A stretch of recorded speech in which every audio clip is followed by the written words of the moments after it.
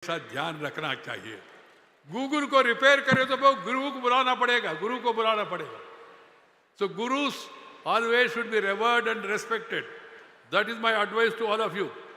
ये ऐसा हो गया एक बीमारी, कुछ बच्चे लोग सोचना बंद किया आजकल। हर एक के लिए देखना, अरे भाई यहाँ पुणे से मुंबई कितना दूर है, गूगल। ऐसा ऐसा होके कुछ दिन के बाद, अरे आपका पत्नी का नाम क्या है, Google. Google, search the Google.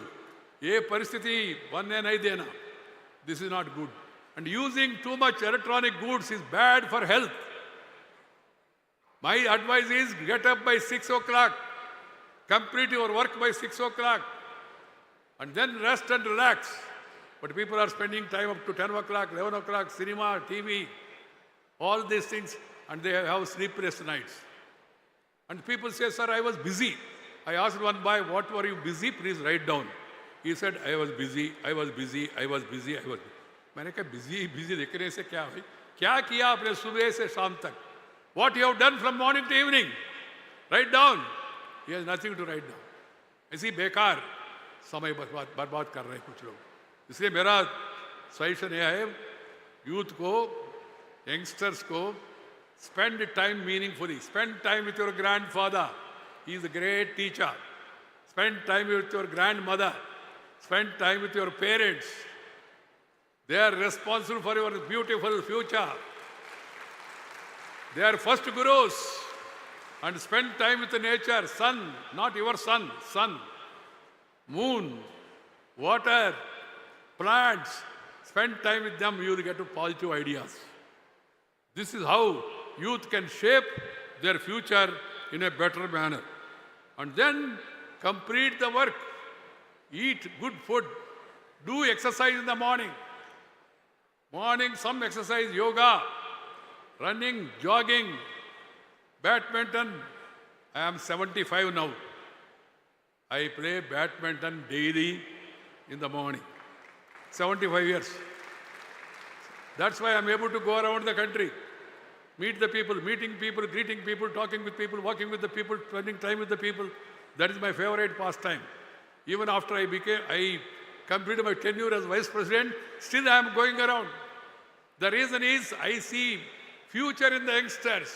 I would like to meet them. I would like to greet them. I would like to take ideas from you, better ideas, and pass on my thoughts to you. That is the purpose of my going around. There is no question of rest. Someone asked me, what about rest, sir? You have worked for all these years. I said, rest can be only during arrest. If you are arrested during emergency, that was the best period for rest. Otherwise, there is no scope for rest. Get up early, do exercise. I am not forcing you to do yoga only. One boy told me, sir, people say yoga is good, but yoga is a Modi party. I said, yoga is not for Modi. It is for your body. Do some exercise. If you are physically fit, you will be mentally alert.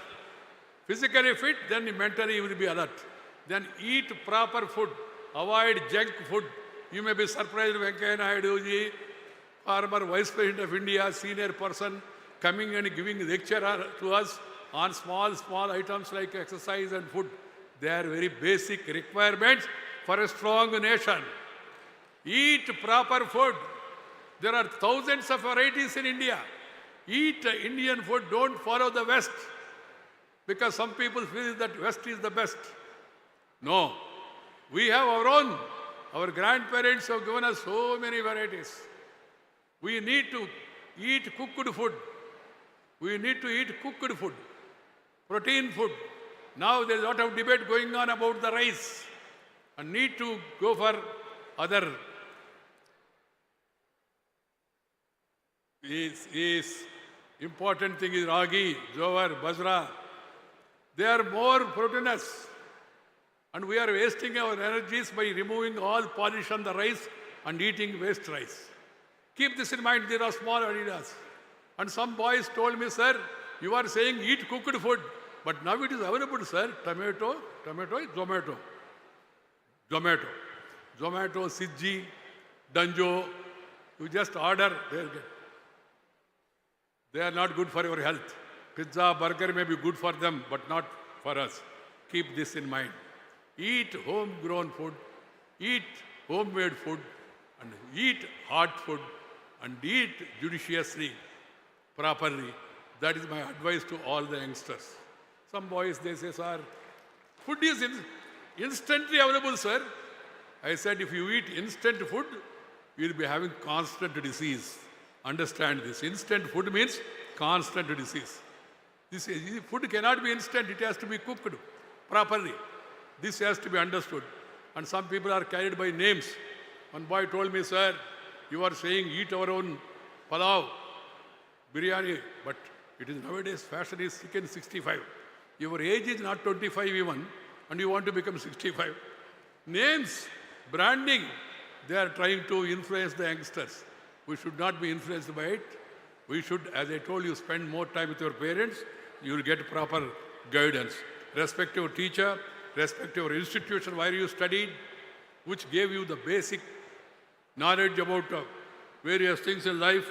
And these universities should be places of intellectual interaction and must embrace every new idea with open arms. The new educational policy is a wonderful document. All the education institutions across the country, they should follow the new education policy.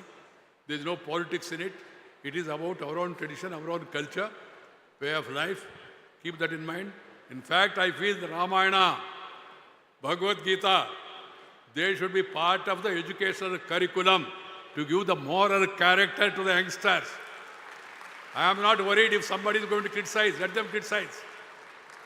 The Ramayana, the Mahabharata, they are great epics. You learn so many things from them. The country is going to rejoice on 22nd January with Ayodhya, Lord Rama's temple being open. Why? Rama is an ideal ruler, ideal human being, not God. Ideal human being, ideal ruler. That's why Mahatma Gandhi said, Rama Rajya. Rama Raj. So keep that in mind. See to it that proper changes are brought in, and you also try to improve your own intelligence. IT, good. IT and duty combined together, it will be beauty. IT, duty becomes beauty, and if you follow it, you will become mighty. This has to be understood by all. This is my advice to all of you, my dear youngsters. I don't want to take much of your time. I am very happy to be here and to inaugurate this National Young Leaders Parliament. And I would like to compliment Rahul Karad for taking this initiative and sustaining this momentum with a lot of energy, contacting people and leaders across the country, making arrangements is not an easy thing. It is not an easy thing. It is a Herculean task, but he is doing it with passion. As I told you, not for commission. He is taking it as a mission. Let us all join together in that mission to build a strong nation where there is no poverty, where there is no illiteracy, where there is no discrimination, where there is no divide, where there are no atrocities. Such a powerful Bharat बनाने में हम सब लोग भागीदारी होना चाहिए. यही मेरा सुझाव है आप सब लोगों को. And my dear friends, I wish you all the best. Wish you a healthy, good future. God bless you. Namaskar. Jai Hind. Big round of applause, my friends, for Shri M. Venkaiah Naidu ji. And yes, indeed, a standing ovation. Sir, kindly accept this standing ovation from everyone in the audience. A big round of applause, my friends. Absolutely spellbound, and his words of wisdom and advice to the younger generation. Thank you, sir. Thank you very much. And as he rightly said towards the end of his address, that we will have to work hard. And I would like to quote here, काम ऐसा करो कि एक पहचान बन जाए. काम ऐसा करो कि एक पहचान बन जाए, हर कदम ऐसा चलो कि एक निशान बन जाए। यहां जिंदगी तो हर कोई काट लेता है, पर जिंदगी इस कदर जियो कि एक मिसाल बन जाए। Thank you very much, my friends, and we have one such personality here present with us on stage, whose zindagi ek misal ban chuki hai. His every step creates history and sets the path for future. My friends, I'm talking about none other than Shri Rahul V. Karar. The journey that began in 2005 with the establishment of MIT School of Government has been nothing short of transformative. Bharatiya Chhatra Sansad was a pivotal step in this journey, further involving the youth in democratic processes. However, the crowning achievement in this series of endeavors is National Legislators Conference Bharat. This institution, for the first time in the history of 75 years of independent India, achieved the momentous feat by bringing together the 2,000 legislators on a single platform. In recognition of Shri Rahul Karat sir's unwavering commitment and his role in initiating this groundbreaking unification, our patrons, the 4 former speakers of Lok Sabha and the committee have unanimously decided to honor his visionary leadership. I invite and request the former Vice President of India, Shri M. Venkaiah Naidu ji, along with the 4 speakers of Legislative Assembly and Legislative Councils to come together and celebrate this moment and give a citation of honor to Shri Rahul V. Karar, as this moment is not just the recognition of his achievements, but a celebration of the profound impact he has made in engaging the youth in the political processes of our nation. Please give a big round of applause to Shri Rahul V. Karat sir as I read the citation of honor.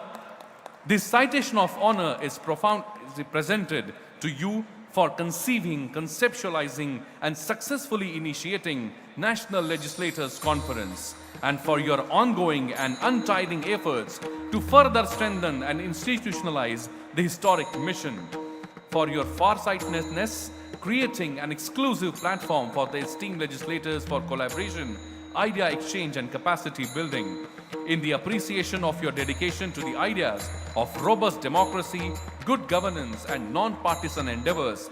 This citation of honor is presented on behalf of the honorable patrons and members of the Advisory Council of the National Legislators Conference at the august hands of Honorable Shri M. Venkaiah Naidu ji, the former Vice President of Bharat, on this, the 10th day of January 2024 in Pune, by Srimati Sumitra Mahajan, Shri Shivraj Patil, Dr. Meera Kumar, and Dr. Manohar Joshi, all former speakers of Lok Sabha.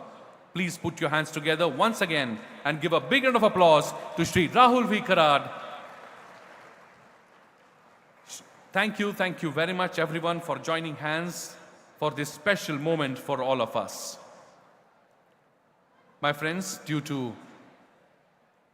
we would like to continue this inaugural ceremony, and this is the moment where the stage becomes open for the student leaders of 13th Bharatiya Chhatra Sansad.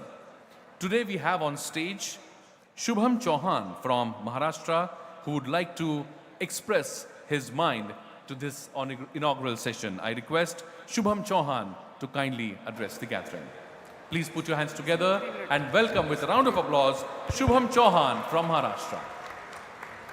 आजादी की दुल्हन ये ऐसे ही नहीं बिहाई है, खूनी नदी बही हमारी गर्दन तक कटवाई है। गोरों के शासन में देखो कितने अत्याचार हुए, आम आदमी खास आदमी जो भी थे लाचार हुए। फांसी के फंदे पर था अशफाक खुशी से झूमा था, वीर भगत ने फांसी के फंदे को हंसकर चूमा था। राजगुरु राजेंद्र लाहिड़ी शेखर की अछप कहानी थी, जान लुटा दी मातृभूमि पर कितनी गजब जवानी थी। भारत माँ पर कोई दरिंदा, भारत माँ पर कोई दरिंदा जब जब जुल्म ढाएगा, लाज बचाने देश का युवा तब तब आगे आएगा, तब तब आगे आएगा. महाराष्ट्राचे कुलदैवत छत्रपती शिवाजी महाराजांना वंदन करतो. मंच पर उपस्थित सभी महानुभावों को, मौजूद सभी गुरुजनों को और जोश और उत्साह से भरे युवाओं के इस सैलाब को शुभम चौहान की ओर से सादर प्रणाम. ये मेरी खुशकिस्मती है कि BCS के इस भव्य मंच पर मुझे अपने विचार प्रकट करने का अवसर प्राप्त हुआ है. Swami Vivekananda ji in his words quotes that, "Give me 100 energetic young men and I shall transform the whole nation." एक युवा किसी भी देश की रीढ़ की हड्डी है, फिर चाहे वो देश का कोई भी पहलू हो, राजनीतिक, आर्थिक, पर्यावरण या सामाजिक जो भी हो. जहां भी युवाओं ने अपना योगदान दिया वहां बदलाव, क्रांति और सफलता मिलना निश्चित है. नए विचार धारण करने की क्षमता, समाज के लोगों को प्रेरित, उत्साहित और ऊर्जा प्रदान करने की क्षमता और कुछ कर दिखाने की इच्छा शक्ति, ये वरदान है जो हम युवाओं को प्राप्त हुए और इसी वरदान से हम भारत को एक समृद्ध राष्ट्र बना सकते हैं. पर हम युवाओं के साथ एक समस्या है. पता है क्या? हम युवाओं ने अपना पॉलिटिकल इन्वॉल्वमेंट, राजनीतिक इन्वॉल्वमेंट सिर्फ वोटिंग तक सीमित करके रख दिया है, जबकि पॉलिसी मेकिंग, लीडरशिप, इन स्थानों पर युवाओं को स्थापित होना है. जी, तो इन स्थानों पर युवाओं को स्थापित होना है. और याद रखिए, हमें 2 E को साथ लेकर चलना है, एक्सपीरियंस और एनर्जी, अनुभव और शक्ति. जब इन 2 चीजों का संगम होता है तभी जन्म लेते हैं एक उन्नत राष्ट्र और महान साम्राज्य, जैसे आचार्य चाणक्य और चंद्रगुप्त मौर्य, जिजाऊ माता और छत्रपति शिवाजी महाराज. और हमारे सामने जीती जागती मिसाल है doctor Vishwanath Karad sir, experience, अनुभव, और राहुल कराड़ सर, एनर्जी, जिनकी बदौलत ये क्रांतिकारी महोत्सव हो पा रहा है. तो अनुभव और शक्ति को साथ चलना होगा. बाधाएं आती है, आए घिरे प्रलय की घोर घटाए, पाँव के नीचे अंगारे, सिर पर यदि बरसे ज्वालाएं, निज हाथों से हंसते हंसते आग लगाकर जलना होगा, कदम मिलाकर चलना होगा, कदम मिलाकर चलना होगा. जय हिंद, जय भारत. धन्यवाद. Heartiest congratulations, Shubham, and I now request Shri UT Khadir Farid ji to kindly felicitate Shubham Chauhan.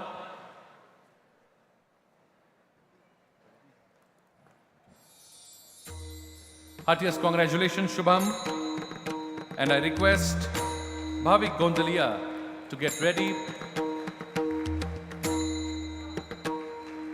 A big round of applause, my friends, for Shubham Chauhan.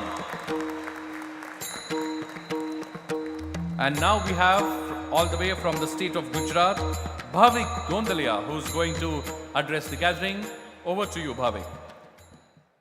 है वीर का प्रमाण तू, है वीर का प्रमाण तू, ओठ जरा दहाड़ तू, पुकारता है राष्ट्र ये, पुकारती माँ भारती. अब नीति का अवलंब ले, हर भीति को अब त्याग तू, जाग तू, जाग तू, है वीर का प्रमाण तू, ओठ जरा दहाड़ तू. नमस्कार. मंचस्थ सभी महानुभावों को एवं मेरे समक्ष उपस्थित सभी युवा नेताओं को प्रणाम. मैं आज, हमारा देश है वो नौजवानों का देश है, जिसमें 65% हिस्सा गर्म खून से, सराबोर से युवाओं का है. लेकिन उनकी मौजूदा संसद में भागीदारी है केवल 12% तक सीमित है. आज मुझे ताज्जुब होता है कि जब इस देश की औसत उम्र 29 साल हो, लेकिन इस देश के नेता की औसत उम्र जब 65 साल निकल के आती है तो वे ताज्जुब खड़ा करता है, बड़ा प्रश्न खड़ा करता है इस देश की राजनीतिक परिस्थिति पे. और मैं आभार व्यक्त करना चाहता हूँ श्री राहुल कराड़ जी का और विश्वनाथ कराड़ जी का, जो इन परिस्थितियों से लड़ रहे हैं. भारतीय छात्र संसद व MIT SOG जैसे मंच से जो राजनेताओं को तैयार कर रहे हैं, उन्हें प्रोत्साहित कर रहे हैं, उन्हें मंच दे रहे हैं. साथियों, हमें समझना होगा कि हम क्यों जोर दे रहे हैं युवाओं को राजनीति में लाने के लिए, क्योंकि वो युवा ही होता है जो किसी भी देश व समाज में बदलाव का मुख्य वाहक होता है. इतिहास गवाह रहा है कि आज तक जितनी भी क्रांतियां हुई हो, चाहे वो राजनैतिक हो, आर्थिक हो, सांस्कृतिक हो, सामाजिक हो या फिर वैज्ञानिक हो, उनके मुख्य वाहक युवा ही रहे हैं. और इसीलिए राजनीति में युवाओं की सहभागिता विकल्प नहीं, किंतु आवश्यकता हो चली है। साथियों, हमें समझना होगा कि ये जन्मभूमि रही है भगत सिंह, स्वामी विवेकानंद, चंद्रशेखर आज़ाद और सुभाष चंद्र बोस जैसे नेताओं की। तो फिर क्यों आज इस देश का युवा है वो राजनीति में दिलचस्पी नहीं ले रहा? क्यों युवा अपोलिटिकल हो चुका है? तो जवाब है कि युवाओं को छात्र नेतृत्व का खात्मा हो चुका है, चुनावों में बाहुबली और धन्ना सेठों का वर्चस्व हो चुका है, और सबसे जरूरी बात, पार्टिसिपेटरी डेमोक्रेसी का प्रोसीजरल डेमोक्रेसी में तब्दील हो चुका है। मतलब आप नारे तो लगा सकते हैं किंतु आप प्रश्न नहीं पूछ सकते, आप वोट तो दे सकते हैं किंतु आप पॉलिसी मेकर नहीं बन सकते, आप भीड़ का हिस्सा तो बन सकते हैं किंतु आप कभी भीड़ का कारण नहीं बन पाएंगे। और इसी वक्तवाद को हमें हकीकत में बदलने के लिए यूनिवर्सिटी लेवल से छात्रों को फिर से नेतृत्व जगा के उन्हें सड़क से लेकर सांसद तक पहुंचाना होगा। यूथ विंग को केवल नाम का नहीं किंतु काम का बनाना होगा, और जो युवाओं को मौका दे रहे हैं ऐसे भारतीय छात्र संसद जैसे और भी मंचों का निर्माण करना होगा, तभी हम विश्व गुरु बन पाएंगे। और मैं अंत में अपने युवा साथियों से बस इतना ही कहना चाहूँगा, हो गई है पीर पर्वत सी पिघलनी चाहिए, इस हिमालय से कोई गंगा निकलनी चाहिए। सिर्फ हंगामा खड़ा करना मेरा मकसद नहीं है, कोशिश है ये सूरत बदलनी चाहिए। मेरे सीने में ना सही तो तेरे सीने में ही सही, हो आग कहीं भी लेकिन आग जलनी चाहिए। धन्यवाद। जय हिंद, जय Bharat. Heartiest congratulations, Bhavik, and I now request Shri Girish Gautam ji and Shri Basavaraj Horati ji to please join hands for felicitating Bhavik Gondalia. A big round of applause for Bhavik. Motivate him, guys. Give him a round of applause. He's a student leader. He's one amongst you.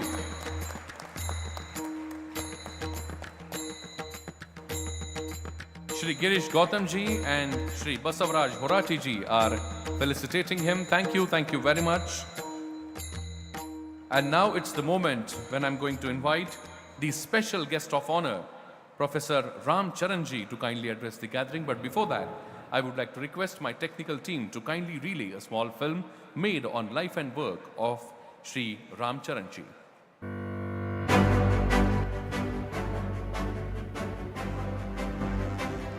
With a career spanning over 40 years, Professor Ram Charan has been a guiding force for numerous top companies, CEOs and boards. Professor Ram Charan's passion for business was further honed at Harvard Business School, where he earned both an MBA and a doctorate degree, graduating with high distinction as a Baker Scholar. Having served on the faculties of Harvard Business School and Northwestern University, Professor Ram Charan's expertise and insights have shaped the strategies of leaders worldwide. He has coached over a dozen leaders who went on to become CEOs. Professor Ram Charan has earned him prestigious awards, including the Bell Ringer Award at GE's renowned Crotonville Institute and the Best Teacher Award at Northwestern University. Recognized by Business Week as one of the top 10 resources for in-house executive development programs, he continues to inspire and educate. An accomplished author, Professor Ram Charan has penned over 30 books, selling over 4 million copies in more than a dozen languages. His contributions extend beyond literature. He was elected a distinguished fellow of the National Academy of Human Resources and has served on the Blue Ribbon Commission on Corporate Governance. Let's welcome Professor Ram Charan, a visionary whose impact on the business world is both profound and enduring. Please put your hands together, my friends, and give a big round of applause to Professor Ram Charan ji. Thank you. Can you hear me clearly? All of you? First, I want to thank the foundational leader, Dr. Karat, who laid this foundation for a long time ago, that today we have this opportunity. I want to thank the dignitaries, the Vice President, the members of the Assembly. I will mention to you only 4 points. Clearly coming out. Point number 1. Only leaders make a nation. How many of you have been to Singapore? Anybody here has been to Singapore? Nobody has been to Singapore. 1967, I used to go to Singapore, and all countries were saying Singapore will sink in the sea. Malaysia will really prosper. What made the difference? Leadership. They had nothing except the shoreline. Lee Kuan Yew used to come to Harvard. 1967, we watch him going through the campus, get hold of him. As the vice president said, look for new ideas. He was looking for new ideas. As the vice president said, reach out to the opponents, pull them together, get it done. There are 3 kinds of diversified people in Singapore: Chinese, locals, and Indians. We pull them together, build Singapore, and you probably does not know. America owes the largest reserves of currency to Singapore and Japan. Today, you build a nation. So, am I clear? You young people, you are the future. Do you want to be a leader? Do you have aspirations to be a leader? Do you want to build your skills as a leader? And picturing in your mind where you want to go, where you want to invest your life, you prepare. All people who go to Olympics, do they have a dream? Do they practice? Do they learn? Do they have determination? Why not us? Now, you have military leaders, business leaders, leaders who make movies, leaders who are medical profession. They all learn. They're all determined. They make a change. But they don't complain. What's wrong? They figure out what is wrong and what to do about it. That's the attitude. Something wrong in military, find it, how to correct it. Something wrong in politics, find it, correct it. Something wrong in business, find it, correct it. Focus. Select a problem, find a way to solve it.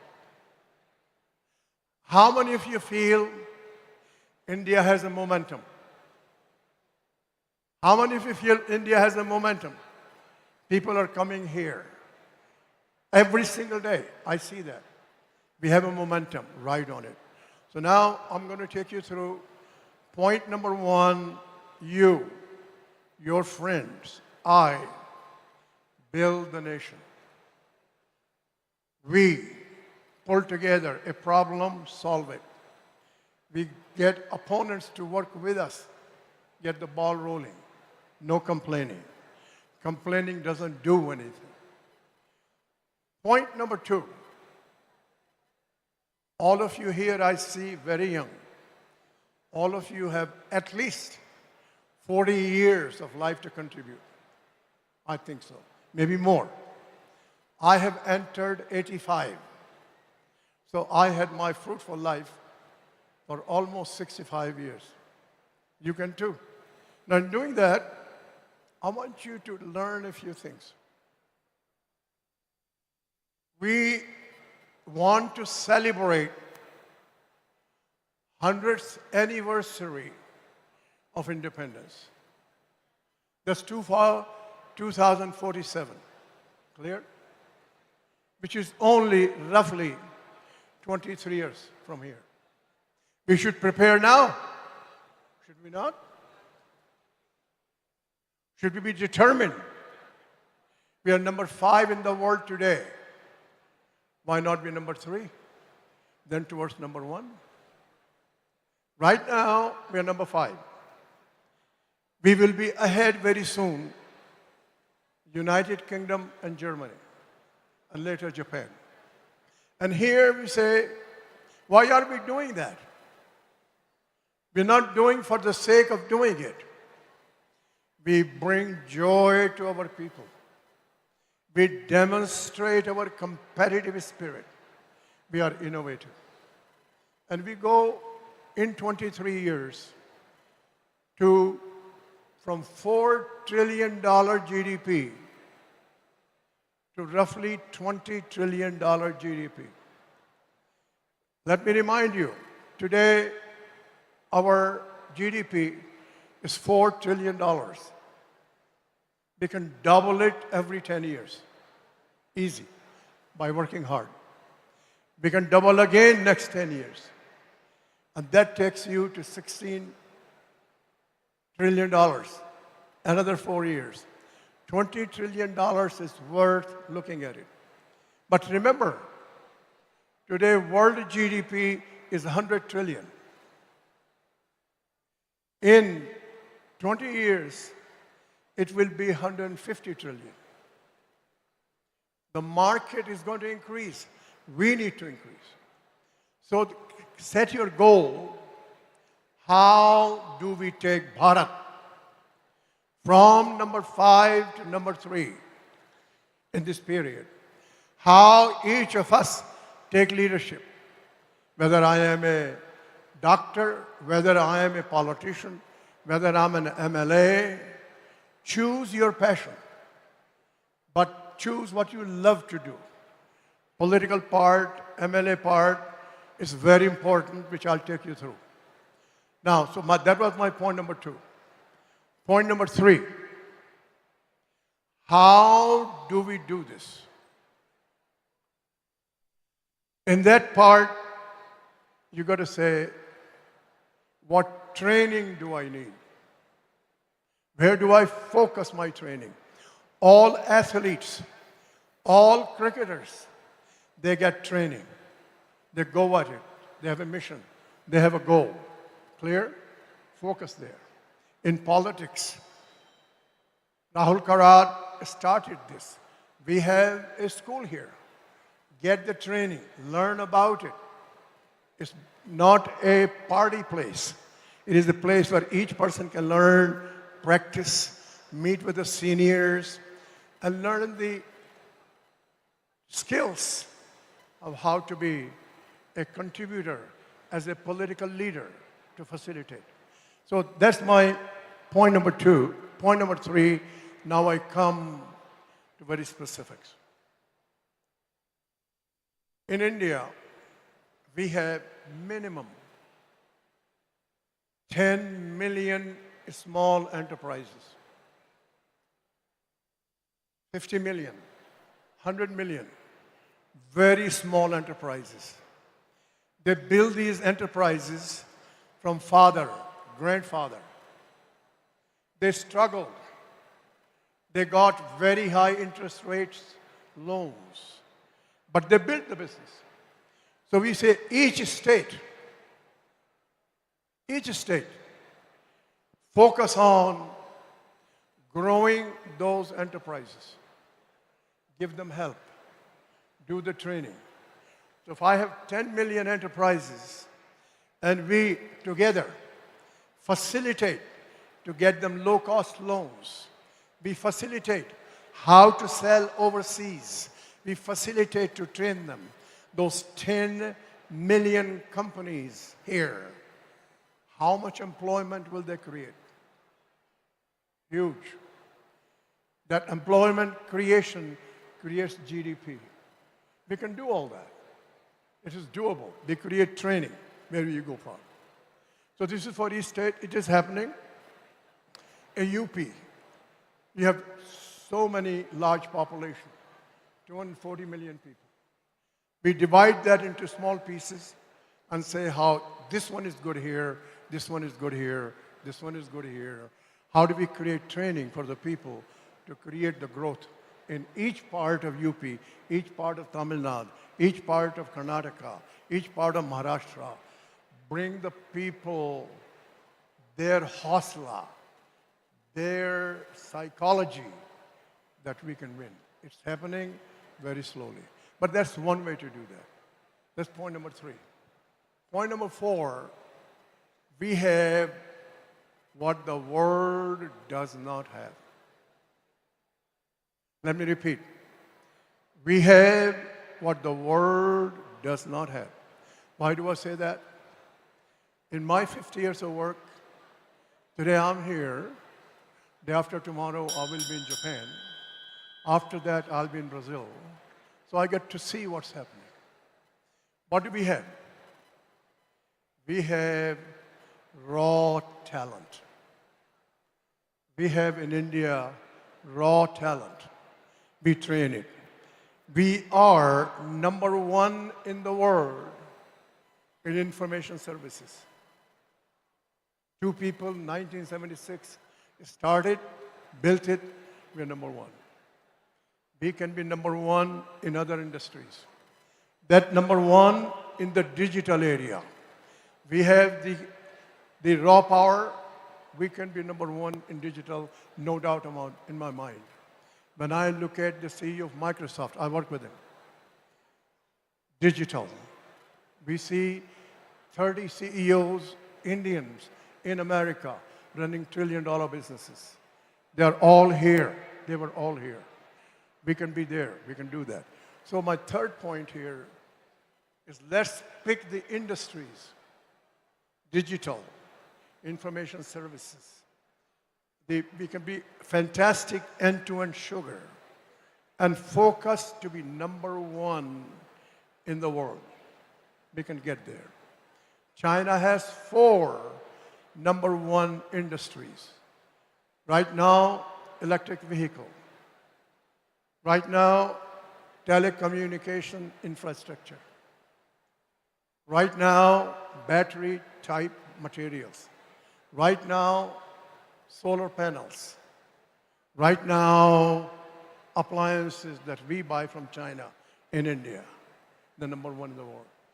We absolutely can, should, and will number 1 in those industries. That's your point number 4. And the last point is for each of us.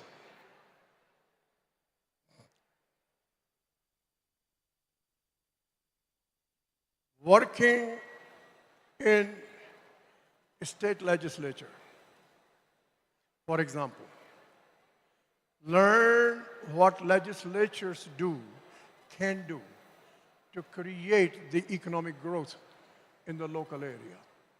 We are doing it now. We can accelerate more. And the art of doing it, as the Vice President Naidu said, you learn the best practices and you bring your opponents together and get the ball going forward.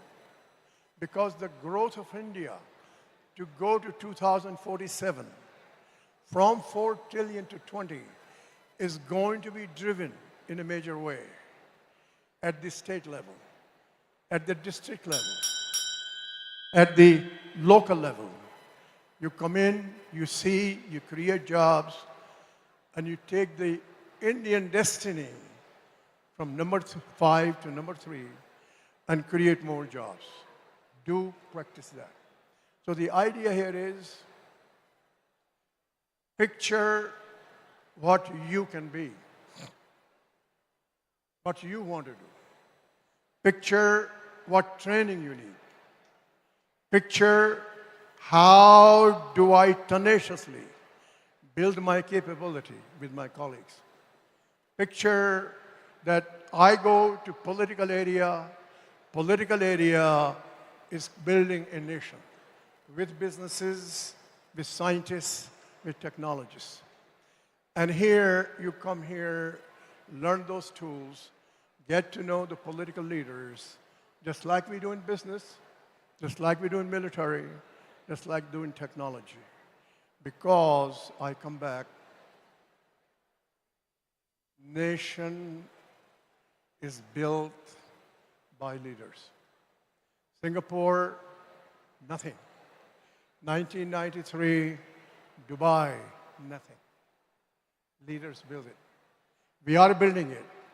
And remember, democracy allows millions to be leaders. Dictatorship, autocracy is only one leader. It muscles the energy of the people. So here are 5 points. Think about it, make your career, and remember, be an Olympic champion the way the Olympic players are. Does that make sense? Do that. Thank you. Thank you very much.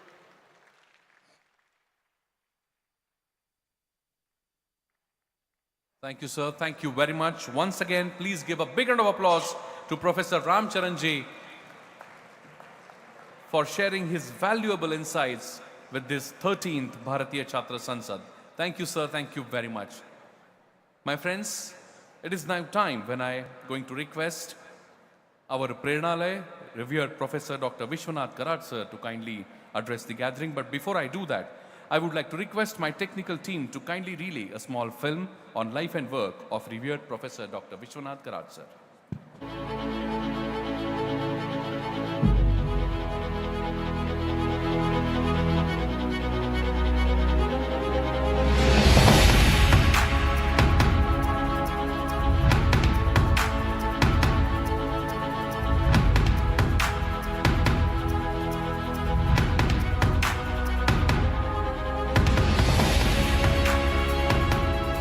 I appeal to the Vice President and Honorable Chief Minister to recognize this World Peace Dome as a structure of national and global importance and support to promote it in such a way that it evolves as one of the prominent tourism destinations of the world.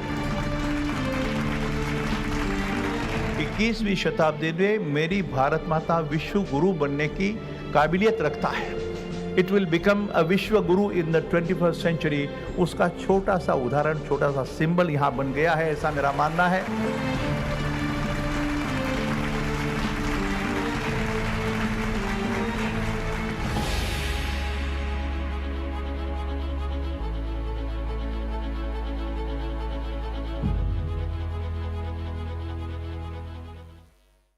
Please put your hands together, my friends, and welcome with a big round of applause, revered Professor Dr. Vishwanath Karat sir.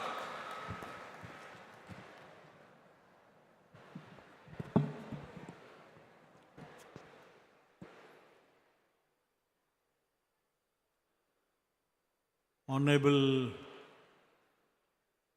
guests on the dais, my learned friends,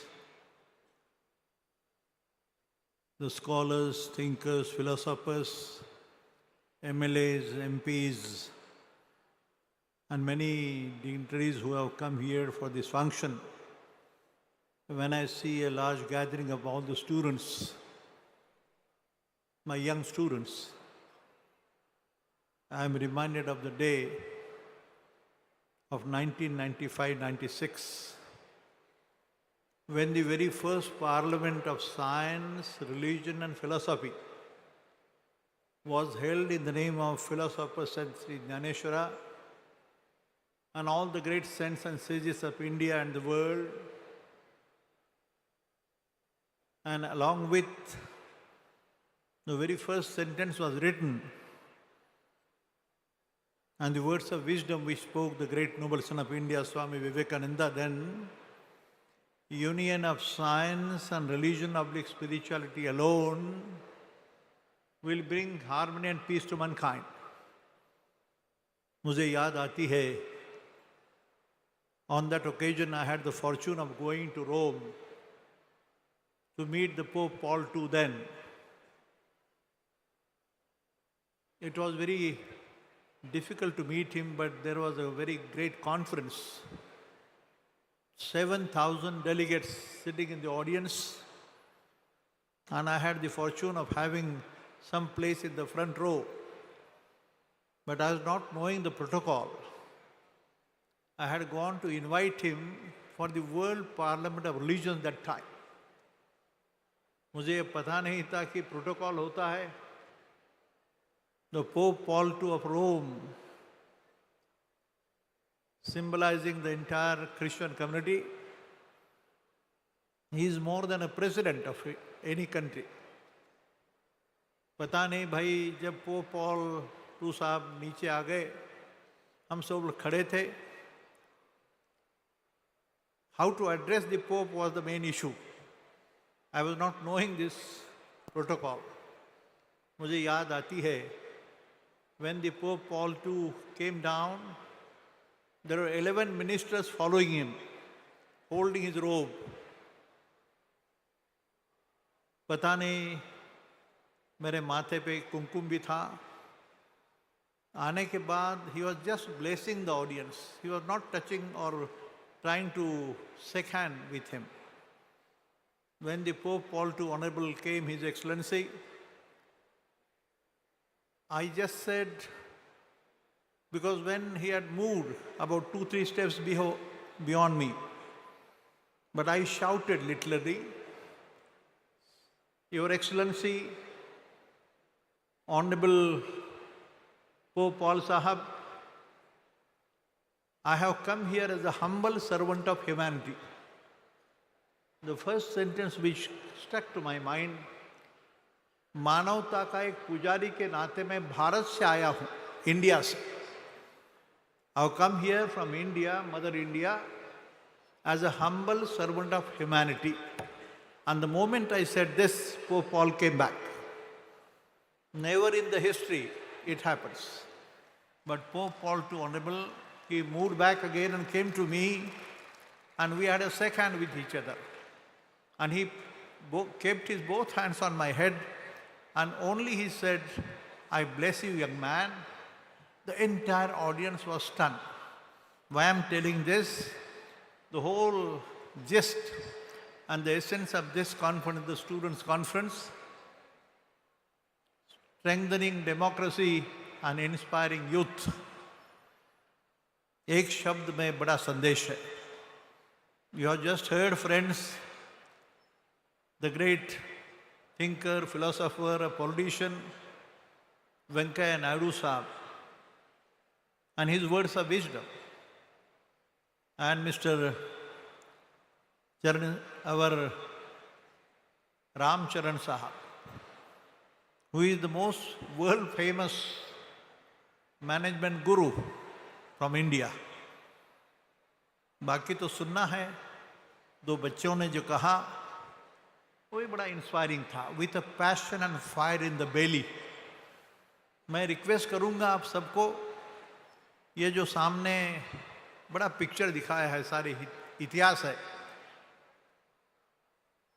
स्वतंत्रता के मायने में जिन्होंने बलिदान दिया, सबसे ऊपर है महात्मा गांधी, नीचे है वल्लभ भाई पटेल है, नेहरू है, बड़े बड़े नेता है.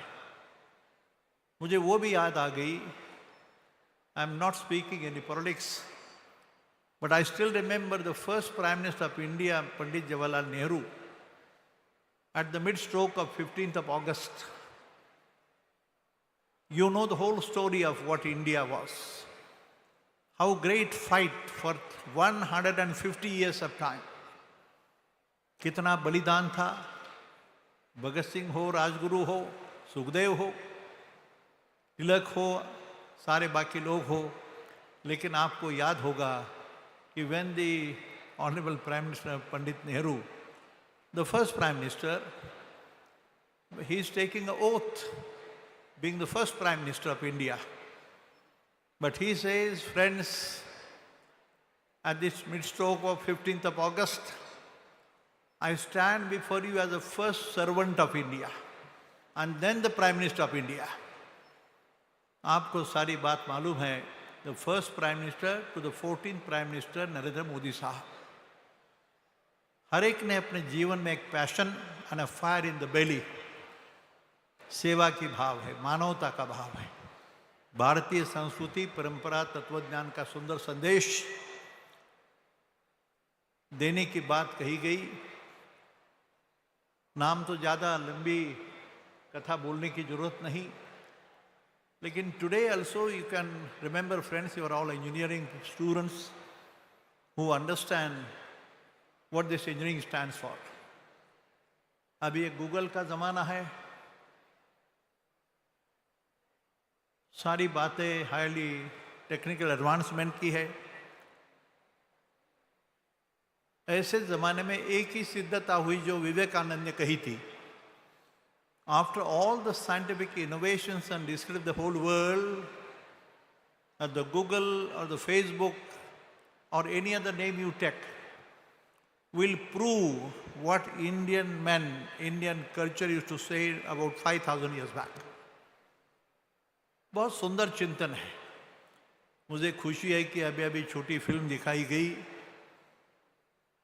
एक ज़माना था जब संत ज्ञानेश्वर हो, संत तुकाराम हो, कनकदास हो, पुरंदरदास हो, जितने भी नाम ले लो, इनके मुख से एक ही शब्द निकल आता था, that the entire universe is a manifestation of your intelligence and consciousness. सत्य की खोज. और आज ये संस्था कम से कम संत ज्ञानेश्वर टू अल्बर्ट आइंस्टाइन की चर्चा करती है. ये जो डोम बना हमने नहीं बनाया भाई, बन गया वो. I am just an instrument. I am a farmer's son coming from my village. Let me tell you honestly, friends, now the whole world is giving a recognition to this dome situated in some place in Pune. And it is being known and understood by people of world community. The greatest scientists, men of religion, men of philosophy, they say it is a spiritually oriented scientific laboratory है वो. ये प्रयोगशाला है. जैसे हमारे नायडू साहब ने भी कहा, ये तो अनदर वंडर बन जाएगा भाई. वो भाषा ठीक है, लेकिन you and me, what is my duty, what is your duty? My duty as a teacher, your duty as a student और a learner, to understand the ultimate truth और द अल्टीमेट रियलिटी. ऐसी भाषा आ गई अभी. We have a school of consciousness and reality. ये लंबी बातें हैं बड़ी, लेकिन इसको साइंटिफिक बेस है. अल्टीमेट सत्य की खोज है. ईश्वर की संकल्पना क्या है? ईश्वर या शक्ति है, व्यक्ति नहीं. ऐसी छोटी छोटी बातों का जिक्र होता है. And my appeal to all of you, specially the students, would be, जरा गौर से देखो, समझने की कोशिश करो, अंडरस्टैंड करो, और बाद में रियलाइजेशन हो, अनुभूति. सबसे बड़ी चीज़ है अनुभूति की. जब तक आप समझते नहीं तो आपको मालूम है कि कोरोना वायरस हुआ, the whole world, remember, including all the prime ministers, the president, the defense ministers, and every one of us, like including me, we were all hiding behind the doors. What was the reason? क्या हुआ था भाई? And you know it very well that the entire world is passing through a very chaotic stage. Horrifying situation world over. चारा क्या है भाई? Ukraine की बात हो, पैलेस्टाइन की बात हो, इसराइल की बात हो, क्या चल रहा है भाई? और भारत के अपने शांति प्रिय देश में भी we are little confused. What way to go and what way not to go. ऐसी लंबी बातें करने में अभी मैं ज़्यादा टाइम नहीं बोलूँगा. It's already 1:35. I'm grateful to all the people who have come from all the way from Tamil Nadu to Kashmir, and all those great men who have occupied the chairs on the stage, including the Honorable former Vice President, Mahana Sahab and all others, and to all of you friends, thank you so much. Thank you. Thank you, sir. Thank you very much. Let's give a big round of applause, my friends, to revered Professor Dr. Vishwanath Karad, sir, for his words of wisdom and the path that he has shown all of us. Thank you, sir. Thank you very much. My friends, this is just the inaugural session of 13th Bharatiya Chhatra Sansad. Many such sessions are going to happen from this stage, and many tall personalities are going to address all of you from this stage. In the next session, which is Youth Leadership in Politics, Rhetoric or Reality, we are going to witness the presence of Shri Rohit Pawarji of NCP, the National Spokesperson of BJP, Shri Shehzad Poonawalaji, the Honorable Member of Parliament, Shri Chirag Paswanji, and many more such personalities would be there in this first session. My friends, it is important that we all follow the timelines very strictly. My friends,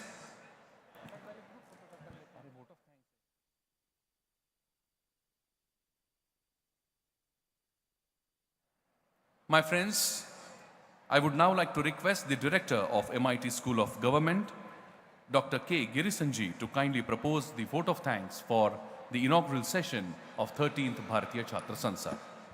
Namaste, good afternoon. I stand here to express the vote of thanks of the inaugural session of the 13th Bharatiya Chhatra Sansad.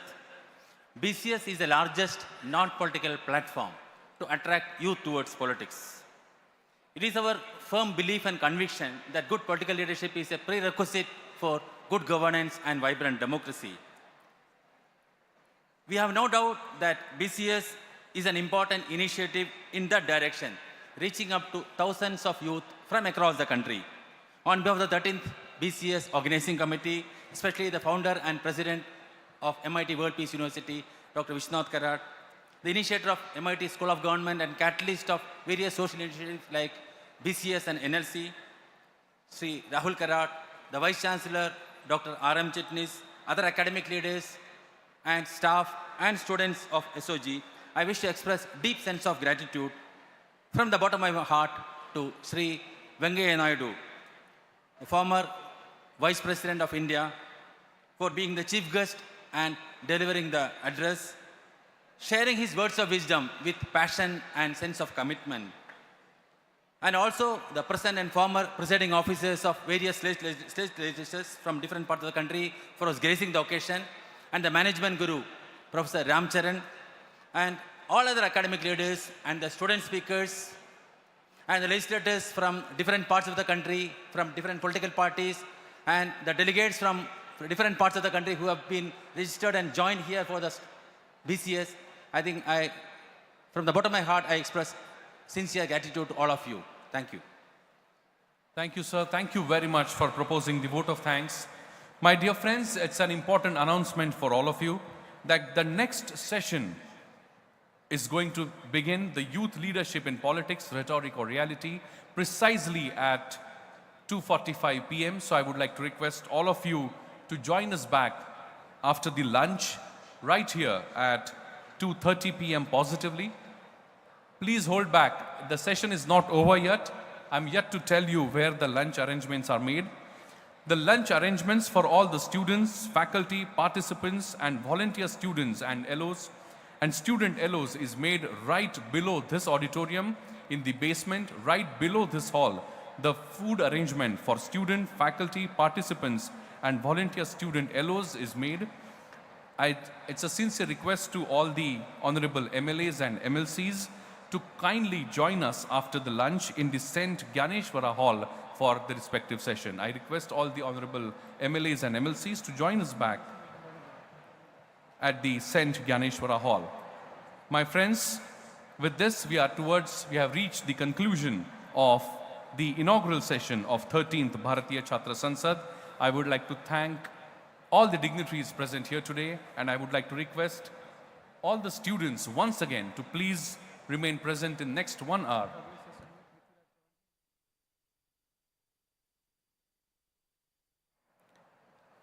I would like to once again request all the honorable MLAs and MLCs to please join us in the St. Gyaneshwara Hall after the lunch. Shri Sumitra Tai Mahajanji and Prithviraj Chauhanji would be addressing all the honorable MLAs and MLCs.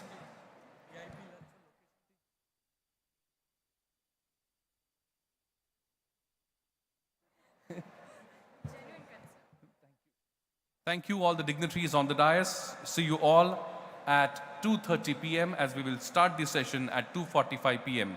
Please have your lunch break of next 45 minutes and join us back at this very venue at 2:30 p.m. sharp. Thank you very much. See you across the break.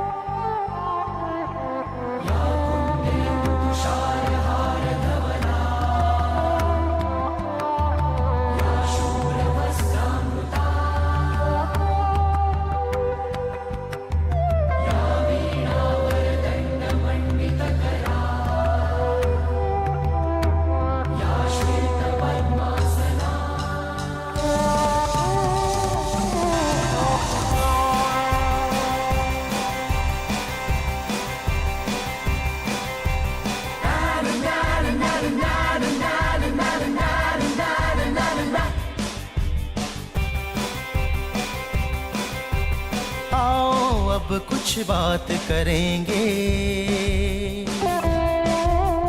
मिलजुल कर अब काम करेंगे। आओ अब कुछ बात करेंगे, मिलजुल कर अब काम करेंगे। तब जाकर कुछ बात बनेगी, जनहित की शुरुआत बनेगी। भारतीय छात्र संसद, भारतीय छात्र संसद, भारतीय छात्र संसद। नर ना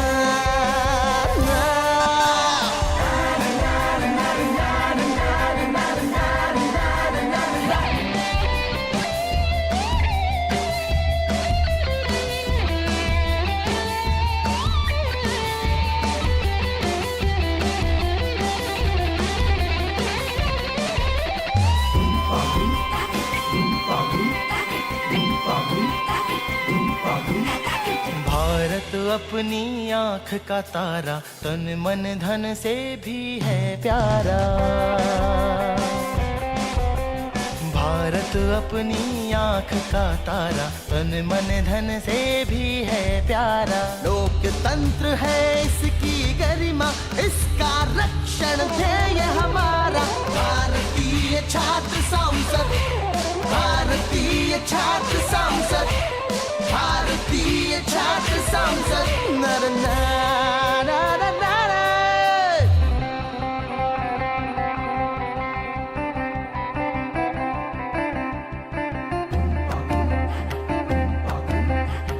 सानी पम गा मा पनी सानी सा गा मा गा सानी पनी सा गा मा गा नी सा पा मा गा सा सानी सा सा सानी सा गा गा नी गा मा गा नी गा नी सा नी सा नी सा नी सा नी सा नी सा गा गा नी सा नी मा मा गा नी गा पा पा मा गा मा गा नी मा गा मा सा गा नी सा पा नि मा प ग सा ग मा प ग मा प नि सा ग मा ग जवा उमंगे जवा है धड़कन, युवा शक्ति से जागृत कण कण। जवा उमंगे जवा है धड़कन, युवा शक्ति से जागृत कण कण। जो भी कमी है हम भर देंगे, जो न हुआ है हम कर देंगे। भारतीय छात्र संसद, भारतीय छात्र संसद, भारतीय छात्र संसद। ना ना ना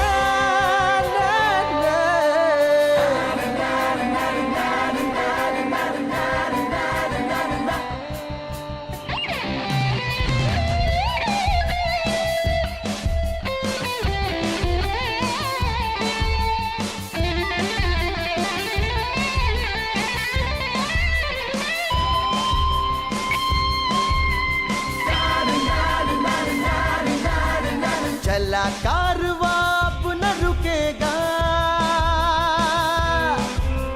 चला है तूफान अब न थमेगा। चला कारवां अब न रुकेगा, चला है तूफान अब न थमेगा। ये निश्चय है ना के सपना, शान विश्व की भारत अपना। भारतीय छात्र संसद, भारतीय छात्र संसद, भारतीय छात्र संसद, भारतीय छात्र संसद, भारतीय छात्र संसद, भारतीय छात्र संसद, भारतीय छात्र संसद, भारतीय छात्र संसद, भारतीय छात्र संसद।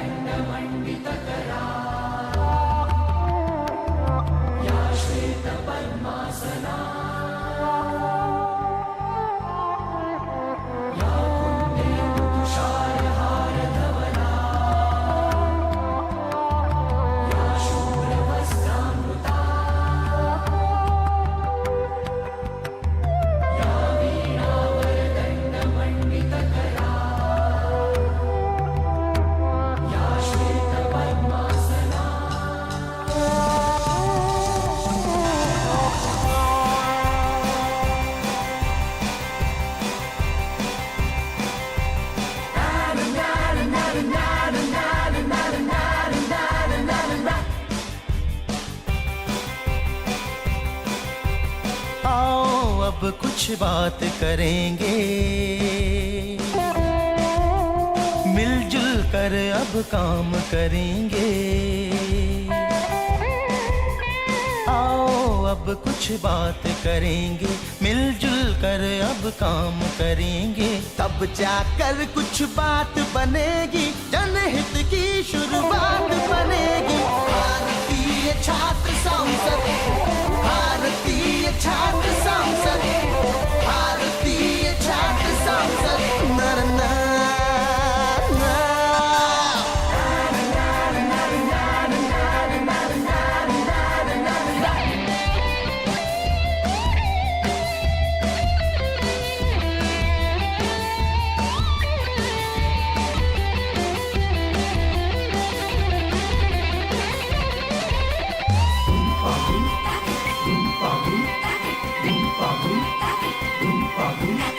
भारत अपनी आँख का तारा, तन मन धन से भी है प्यारा।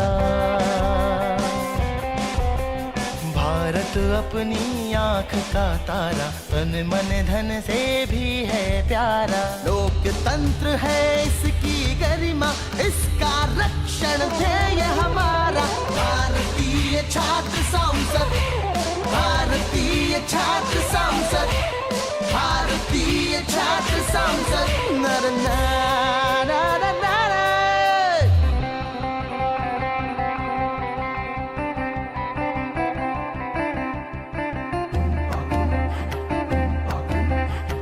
सानी पम ग पनि सानी सा ग म ग सानी पनि सा ग म ग नि सा पा म ग सा सानी सा सा सानी सा ग ग नि ग म ग नि ग नि सा नि सा नि सा नि पनि सा नि सा नि सा ग ग नि सा नि प म ग नि ग प प म ग म ग नि म ग म सा ग नि सा प नि म प ग सा ग म प ग म प नि सा ग म ग म। जवा उमंगे जवा है धड़कन, युवा शक्ति से जागृत कण कण। जवा उमंगे जवा है धड़कन, युवा शक्ति से जागृत कण कण। जो भी कमी है हम भर देंगे, जो न हुआ है हम कर देंगे। भारतीय छात्र संसद, भारतीय छात्र संसद, भारतीय छात्र संसद। नर ना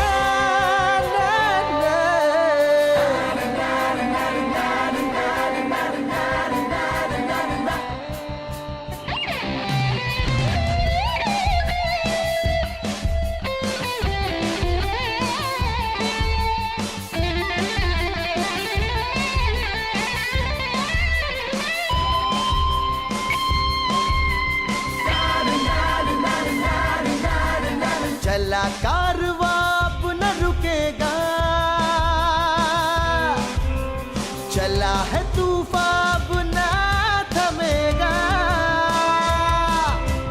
चला कारवां अब न रुकेगा, चला है तूफान अब न थमेगा। ये निश्चय है ना के सपना, शान विश्व की भारत अपना। भारतीय छात्र संसद, भारतीय छात्र संसद, भारतीय छात्र संसद, भारतीय छात्र संसद, भारतीय छात्र संसद, भारतीय छात्र संसद, भारतीय छात्र संसद, भारतीय छात्र संसद, भारतीय छात्र संसद।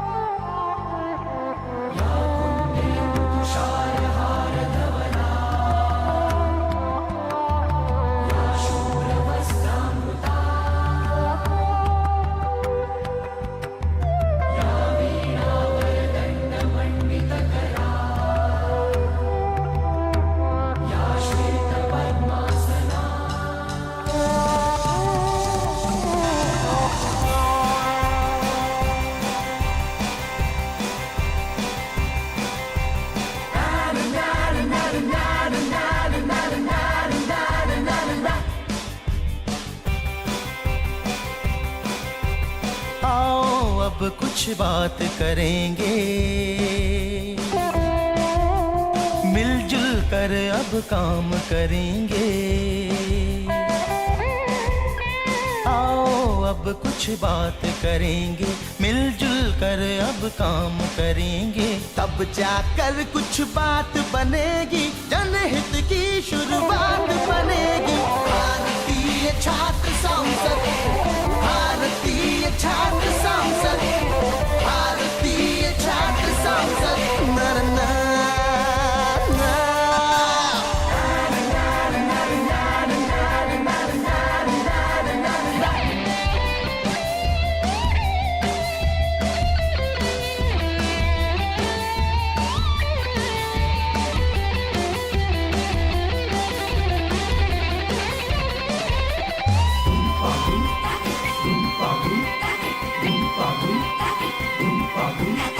भारत अपनी आँख का तारा, तन मन धन से भी है प्यारा। भारत अपनी आँख का तारा, तन मन धन से भी है प्यारा। लोकतंत्र है इसकी गरिमा, इसका रक्षण ध्येय हमारा। भारतीय छात्र संसद, भारतीय छात्र संसद, भारतीय छात्र संसद। नर ना, ना, ना, ना, ना।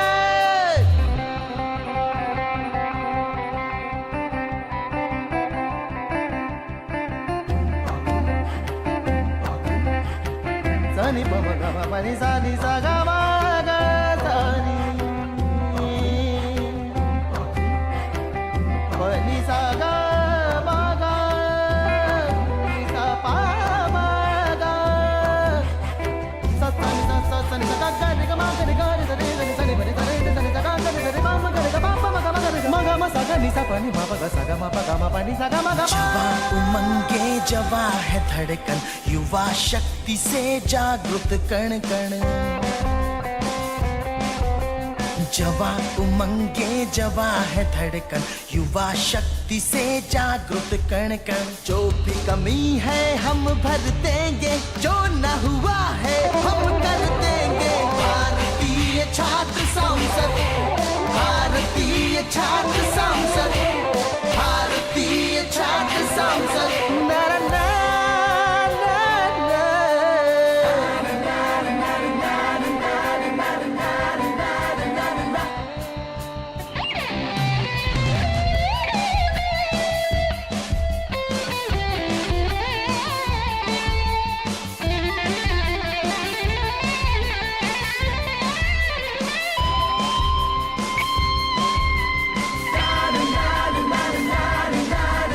चला कारवां अब न रुकेगा,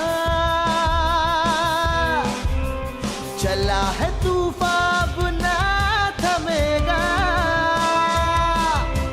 चला कारवां अब न रुकेगा, चला है तूफान अब न थमेगा। ये निश्चय है ना के सपना, शान विश्व की भारत अपना। भारतीय छात्र संसद, भारतीय छात्र संसद, भारतीय छात्र संसद, भारतीय छात्र संसद, भारतीय छात्र संसद, भारतीय छात्र संसद, भारतीय छात्र संसद, भारतीय छात्र संसद, भारतीय छात्र संसद।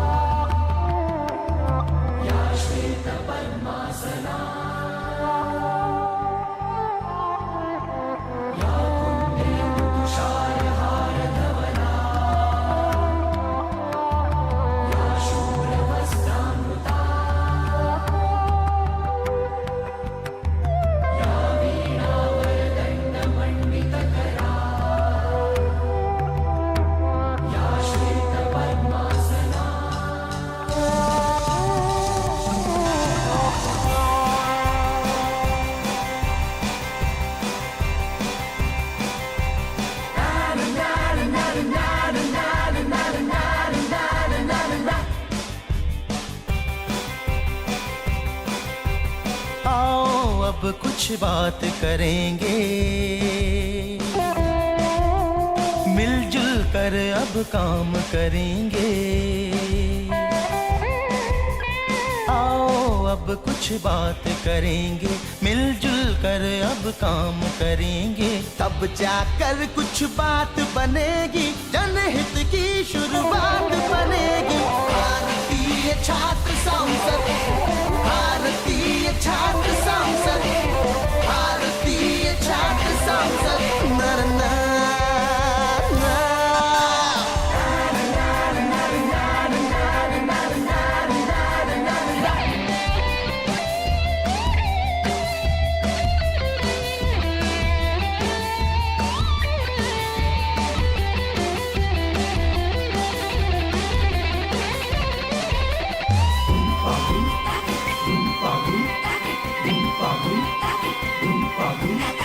भारत अपनी आँख का तारा, तन मन धन से भी है प्यारा।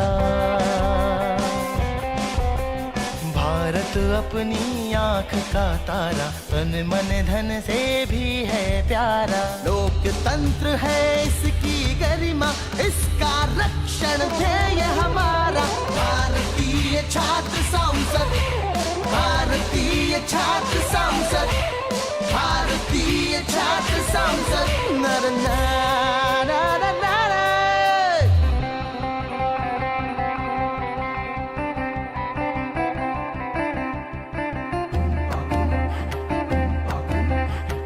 सनी पम ग पनि सनी सा ग म ग सनी पनि सा ग म ग नि सा पा म ग सा सनी सा सा सनी सा ग ग नि ग म ग नि ग नि ध नि ध नि सा नि प नि सा नि ध नि सा ग ग नि ध नि म म ग नि ग प प म ग म ग नि म ग म सा ग नि सा प नि म प ग सा ग म प ग म प नि सा ग म ग जवा उमंगे जवा है धड़कन, युवा शक्ति से जागृत कण कण।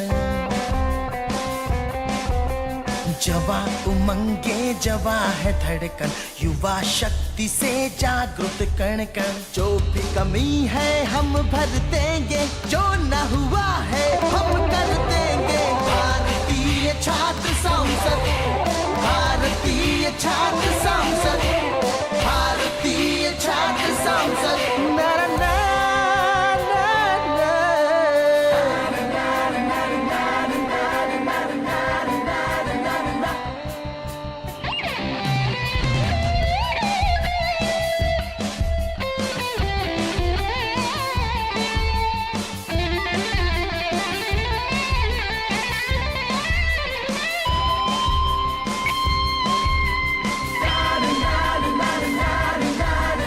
चला कारवां अब न रुकेगा,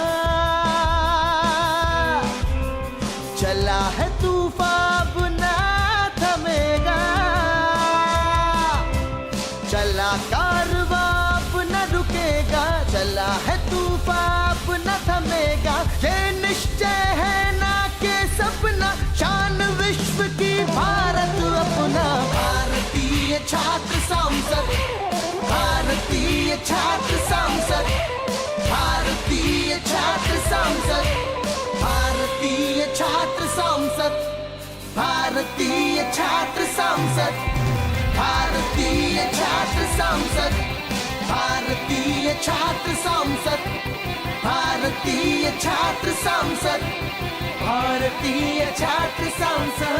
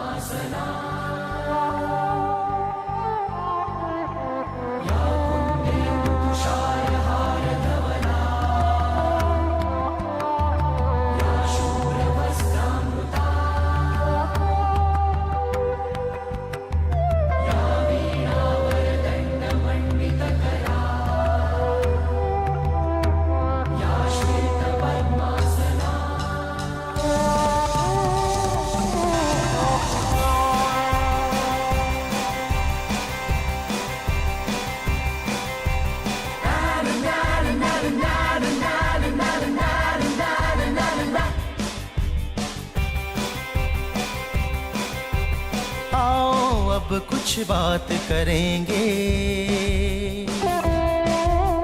मिलजुल कर अब काम करेंगे। आओ अब कुछ बात करेंगे, मिलजुल कर अब काम करेंगे। तब जाकर कुछ बात बनेगी, जनहित की शुरुआत बनेगी। भारतीय छात्र संसद, भारतीय छात्र संसद, भारतीय छात्र संसद। नर ना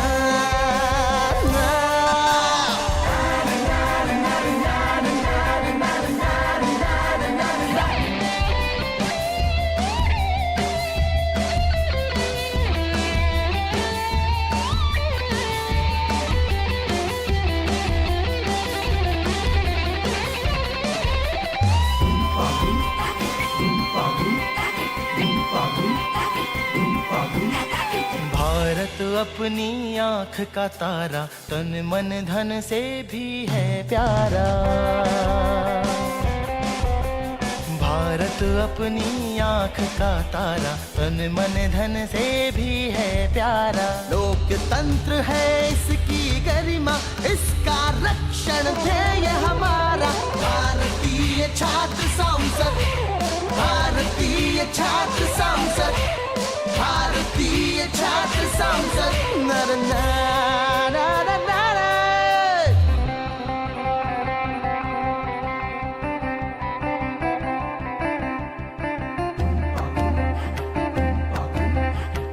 सनी पम ग म पनि सा नि सा ग म ग सा नि पनि सा ग म ग नि सा पा म ग सा सा नि सा सा नि सा ग ग रि ग म ग रि ग रि ग रि ग नि सा नि पनि सा रि ग सा नि सा ग ग रि ग रि म म ग रि ग म प म ग म ग रि ग म ग म सा ग नि सा पनि म प ग सा ग म प ग म पनि सा ग म ग म। जवा उमंगे जवा है धड़कन, युवा शक्ति से जागृत कण कण। जवा उमंगे जवा है धड़कन, युवा शक्ति से जागृत कण कण। जो भी कमी है हम भर देंगे, जो न हुआ है हम कर देंगे। भारतीय छात्र संसद, भारतीय छात्र संसद, भारतीय छात्र संसद। ना ना ना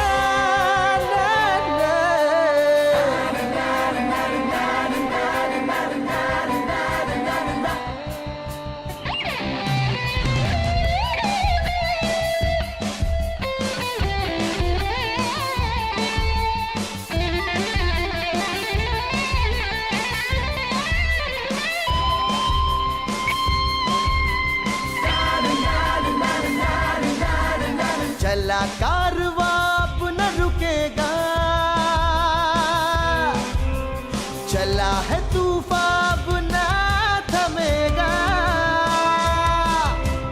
चला कारवां अब न रुकेगा, चला है तूफान अब न थमेगा। ये निश्चय है ना के सपना, शान विश्व की भारत अपना। भारतीय छात्र संसद, भारतीय छात्र संसद, भारतीय छात्र संसद, भारतीय छात्र संसद, भारतीय छात्र संसद, भारतीय छात्र संसद, भारतीय छात्र संसद, भारतीय छात्र संसद, भारतीय छात्र संसद।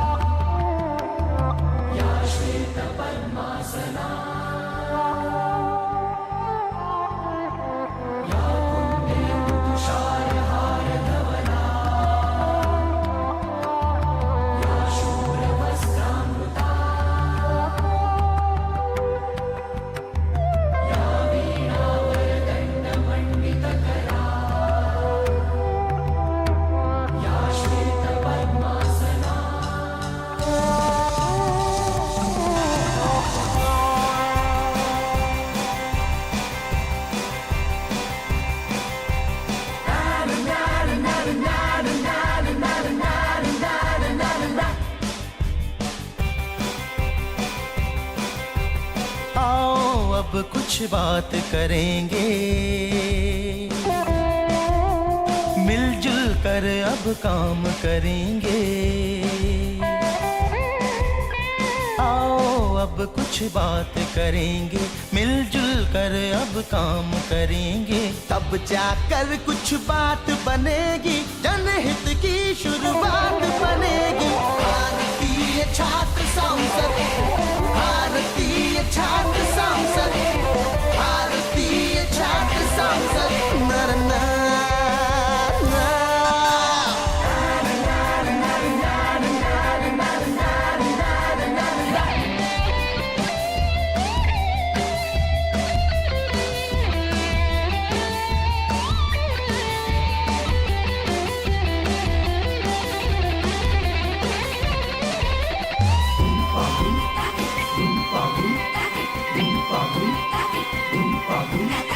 भारत अपनी आँख का तारा, तन मन धन से भी है प्यारा। भारत अपनी आँख का तारा, तन मन धन से भी है प्यारा। लोकतंत्र है इसकी गरिमा, इसका रक्षण ध्येय हमारा। भारतीय छात्र संसद, भारतीय छात्र संसद, भारतीय छात्र संसद। नर ना ना ना ना ना।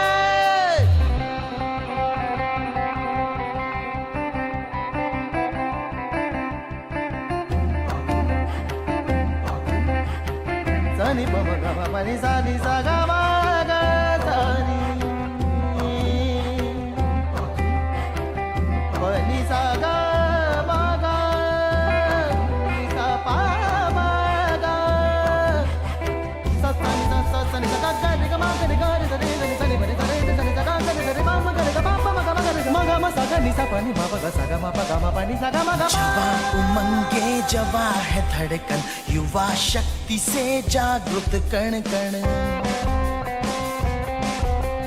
जवा उमंगे जवा है धड़कन, युवा शक्ति से जागृत कण कण। जो भी कमी है हम भर देंगे, जो न हुआ है हम कर देंगे। भारतीय छात्र संसद, भारतीय छात्र संसद, भारतीय छात्र संसद। ना ना ना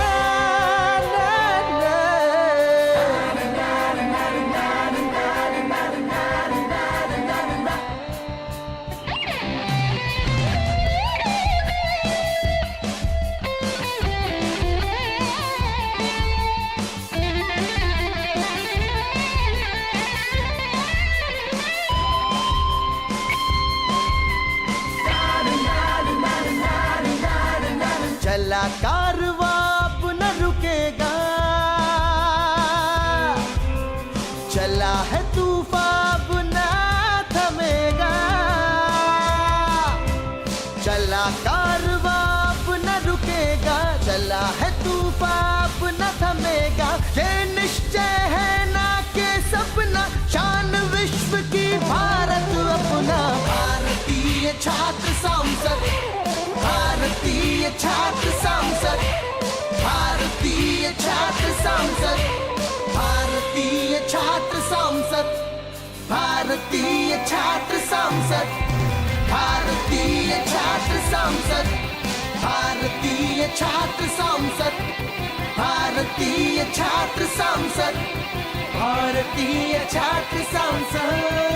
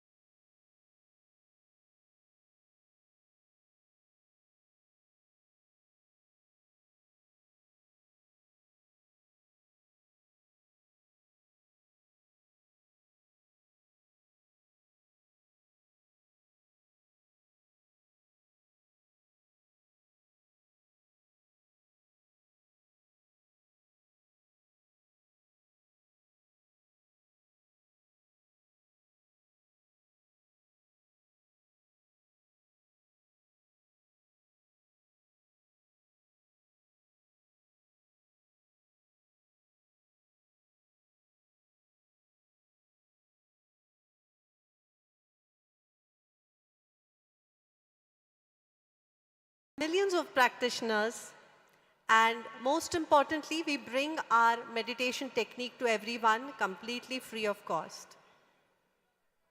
So I hope many of you present here today have already experienced heartfulness meditation at some point. And if not, today you're in for a treat because we'll be having a very short experience of heartfulness meditation. So being here in Vivekananda Sabha Mandap, I'm reminded of some very inspiring words by him. All of us here have come with some special kind of, we have an optimism.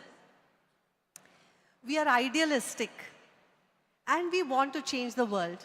I've seen in some of the posters around that it says that be the change. How can we be that change? And what is it that we can do? Youth is a time of promise, of tremendous potential, where we all want to do something really big, really great, and make a difference. Swami Vivekananda has said that the fire in you can light up the whole world. So how to change the world? How to make this difference? You all may have heard of the mystic Rumi. He once said that yesterday I was clever, so I wanted to change the world. Today I'm wise, and so I'm changing myself. So when we make these changes in ourselves, we slowly see the changes manifesting in everyone around us.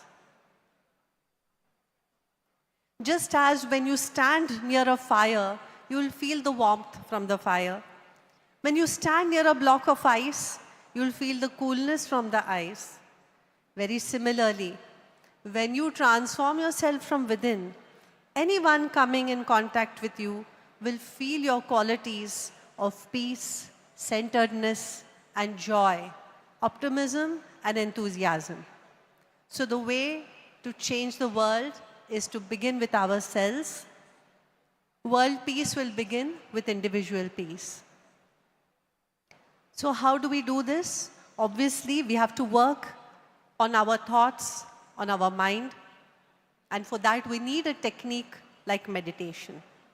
So today I will give you a very short experience of heartfulness relaxation plus meditation. I hope I have everyone's attention over here. It's important that we all listen carefully. We have all taken time out of our lives to be here. Let us make the most of it. Let us not waste this opportunity that we have to experience something very beautiful, which will really bring that inward transformation. I request everyone to please put your mobile phones on silent so that you can really enjoy this experience of meditation. Anyone who is walking around, I request you to come and be seated. Don't miss this great opportunity to experience some inner peace. So please be seated very comfortably. I'll give you a relaxation, a guided heartfulness relaxation, followed by a very short period of meditation. We don't have much time today, but we'll try our best. So everyone, please be seated. Sit very comfortably and close your eyes very softly and very gently. Take a deep breath in and let go.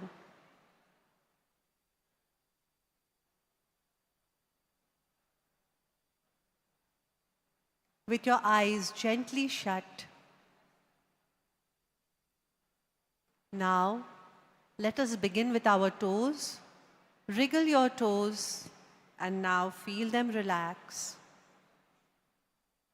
Feel a relaxing energy move up through the soles of your feet, your ankles, your calves, right up to your knees,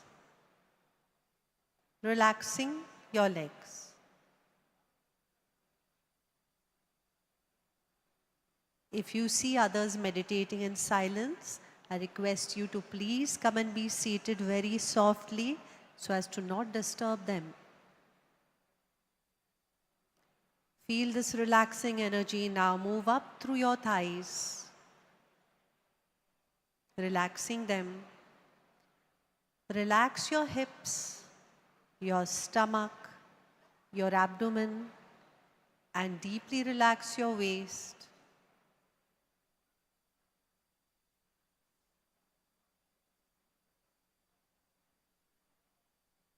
Move your awareness to your back. From the top to the bottom, your entire back is now completely relaxed.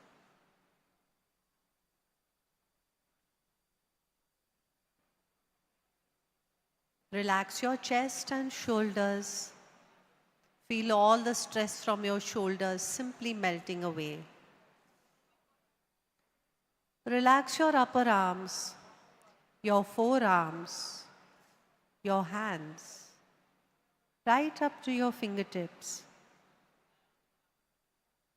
Relax all the muscles in your neck. Move your attention to your head. Relax your jaw and your chin, your lips, your nose and eyes, your eyebrows and forehead, your cheeks, your earlobes, all the muscles in your scalp, right up to the roots of your hair. And feel how now your entire body is completely relaxed. Gently bring your awareness to your heart and stay here for a few seconds with the supposition that the source of divine light is already present within you and is attracting your attention from within. Please start meditation.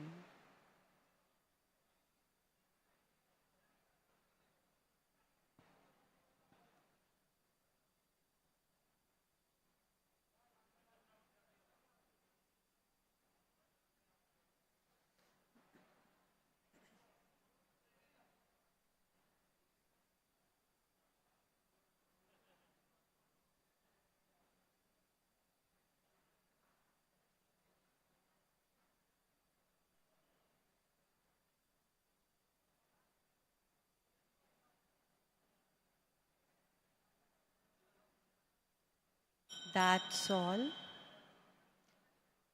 Keep your eyes closed and think about what you just experienced during meditation. When you feel ready, you can gently open your eyes. I know that was a very short experience and I wish we had more time. If you're interested, you can go to heartfulness.com and learn more about us. You may download the app of Heartfulness Daily Meditation. We'll be meeting you tomorrow again at the same time. And I really hope that more of you will join and sit and experience this inner bliss and peace. Those of you who would like to experience a year-long youth engagement, which is really going to be something that will create a shift in the consciousness of this world. All you youngsters present here, I request you to please register for the same. We'll be sharing the link with you tomorrow as well. I once again thank MIT WPU for giving us this opportunity, Professor Vishwanath Karad and Sri Rahul Karad as well. Thank you so much for giving this time. Thank you so much. Madam Anjali Bapat, thank you so much for giving this experience to all of us. My friends, we are now all set to start with the Session 1, Youth Leadership in Politics, Rhetoric or Reality, for which I would like to invite on stage Dr. Sunil George, Dean School of Law, MIT World Peace University, Dr. Anjali Sane, Dean Public Policies, School of Economics and Commerce, Dr. Vikrant Gaikwad, Associate Dean of Academics at School of Engineering, Dr. Saji Babid, Baby, the Director of Department of Sustainability Studies, Dr. Dinesh Bhutada, Program Director, Department of Chemical Engineering, Dr. Parul Zadhav, Professor of School of Electronics and Communications Engineering, and the student leaders, Yash Varandal from Maharashtra, then Shubhankar Pandit from Gujarat, Aisha Ulde from Maharashtra, Bomito Kinimi from Nagaland, and Prajakta Bhange from Maharashtra. I request them to kindly come up stage.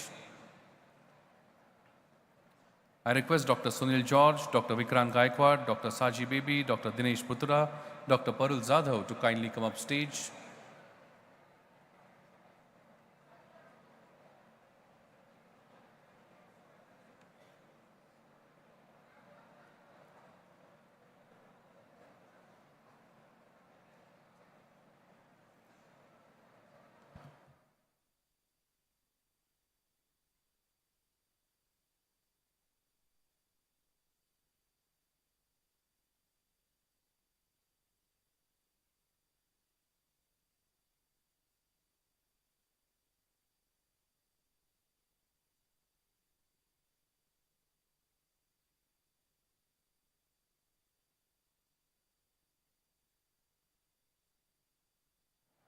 We are now going to start with the session with the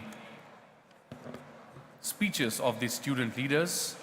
First and foremost, I would like to request Yash Varandal from Maharashtra to kindly address the gathering. Please welcome him, my friends. He is a student leader, one amongst you. A round of applause for him. Encourage him, motivate him as he addresses all of you. रत्नकर दौत्तपदाम Himalaya किरीटिनीम ब्रह्मराजर्षि रत्नाढ्याम Vande Bharat मातम।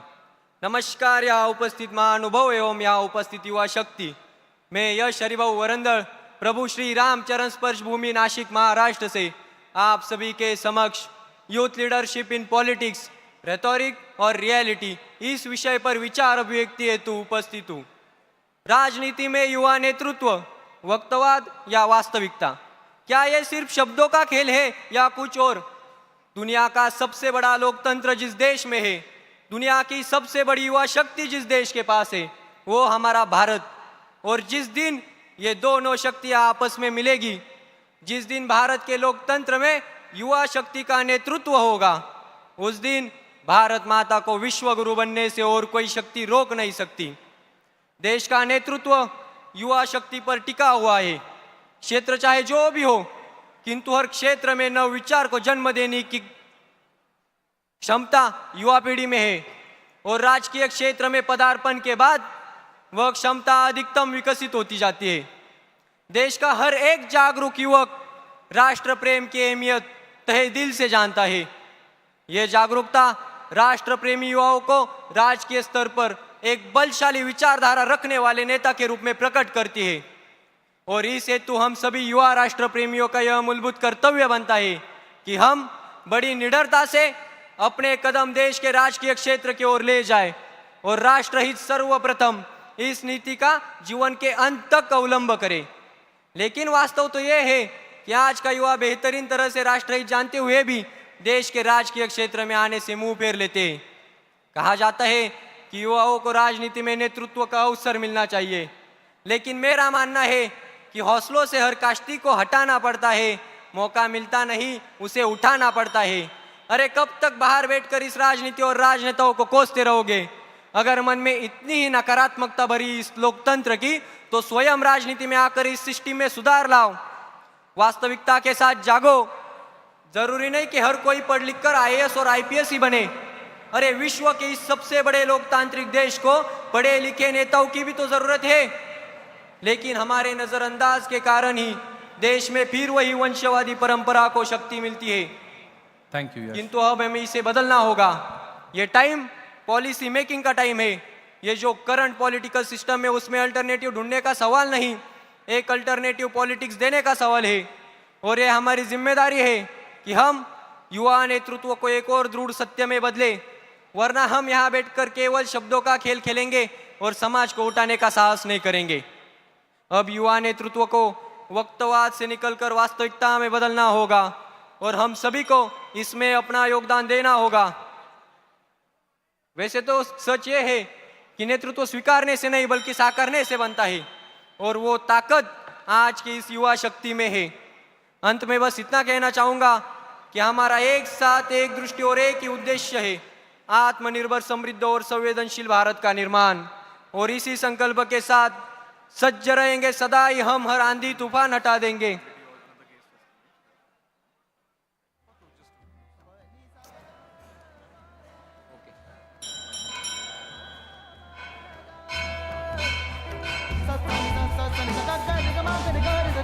All the dignitaries for the session 1 are joining hands for ringing the bell of democracy.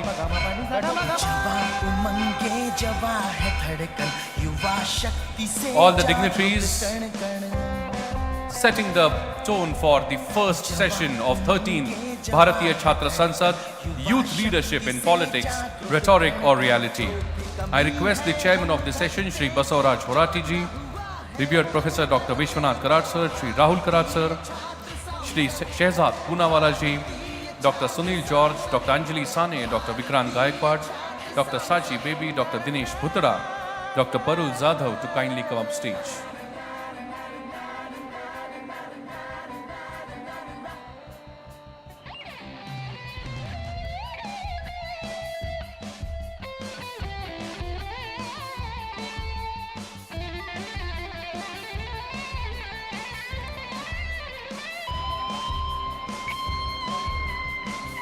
And now to start with the session, I would like to request the Dean of Public Policy, School of Economics and Commerce, Dr. Anjali Sane, to kindly propose the welcome address.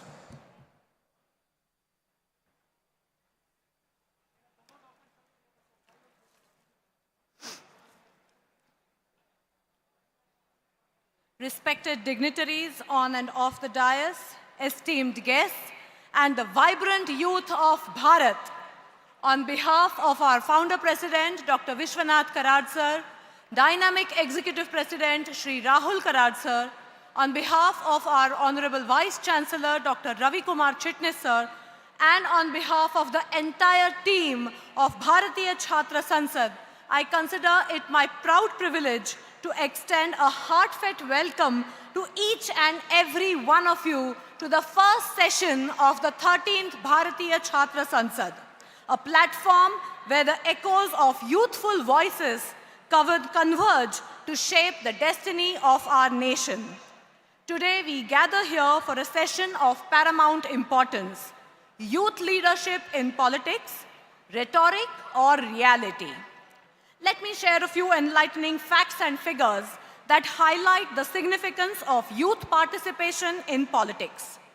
India, with its colossal youth population, is witnessing an era where nearly 65% of the populace is below the age of 35. The average age of an MP is 54 years.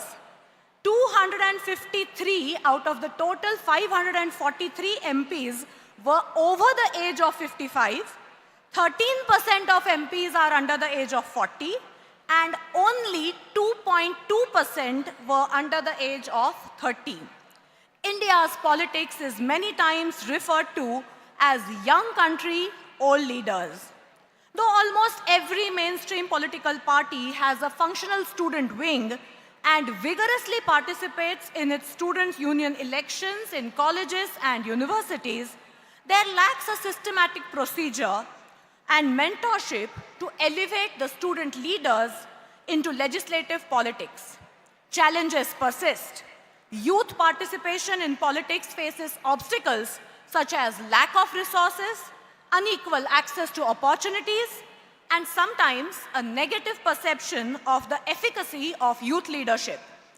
However, within these challenges, there exists a chance to reshape the narrative and narrow the divide between the rhetoric of empowering the youth and practical challenges they encounter. Our youth is not just a demographic dividend. They are a force capable of transforming challenges into stepping stones towards a brighter future. This session is not merely a platform for discussions, but a call to action. Let us dissect the challenges, explore avenues for empowerment, and foster a meaningful dialogue that propels our youth from the realms of rhetoric to the corridors of political reality. We are privileged today to have with us distinguished Basavaraj Horetti ji, Shri Chirag Paswan ji, and Shri Shehzad Poonawala, who comprise of individuals who have navigated the intricacies of political leadership, bringing practical insights into our discourse. Through their narratives, we hope to glean valuable lessons and vision a future where youth leadership is not just an aspirational notion, but an integral part of our political reality. With the thought of encouraging the young leaders of today, we would also like to felicitate the Adarsh Yuva Sarpanch of today, as well as the Adarsha Uchcha Shikshit Yuva Vidhayaks of today. In every session, in fact, of the Bharatiya Chhatra Sansad, ये वो लोग हैं जिन्होंने अपने क्षेत्र में बढ़िया काम किया है, जो स्वयं में एक प्रेरणा है, और आज उन्हीं के द्वारा हम आप जैसे युवाओं को हमारा एक प्रयास है कि आपको भी एक encouragement मिले, एक motivation मिले. Once again, I would like to extend a warm welcome, and I would like to tell all the youth of today, राह में मुश्किल होगी हजार, तुम 2 कदम बढ़ाओ तो सही, हो जाएगा हर सपना साकार, तुम चलो तो सही, तुम चलो तो सही. मुश्किल है पर इतनी भी नहीं कि तू ना कर सके, दूर है मंजिल लेकिन इतनी भी नहीं कि तू ना पा सके, तुम चलो तो सही, तुम चलो तो सही. With these words, once again, I extend a warm welcome to all the dignitaries present here today, as well as all the MLAs, as well as all the youth of Bharat present for this session. Once again, welcome, welcome one and all. Thank you very much, Dr. Anjali Sane, for proposing the welcome address. And as for the tradition of this platform, I would now like to request Shri Rahul Karat sir to kindly felicitate and welcome the dignitaries for this session. First, I would like to request sir to kindly felicitate and welcome the chairman of this session, Shri Basavaraj Horetti ji, the Honorable Chairman of Karnataka Legislative Council.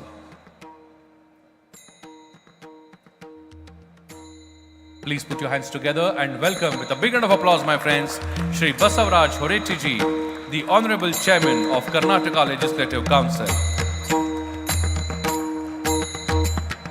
Next, I would like to request sir to kindly felicitate and welcome the Honorable Member of Parliament Lok Sabha, Shri Chirag Paswan ji.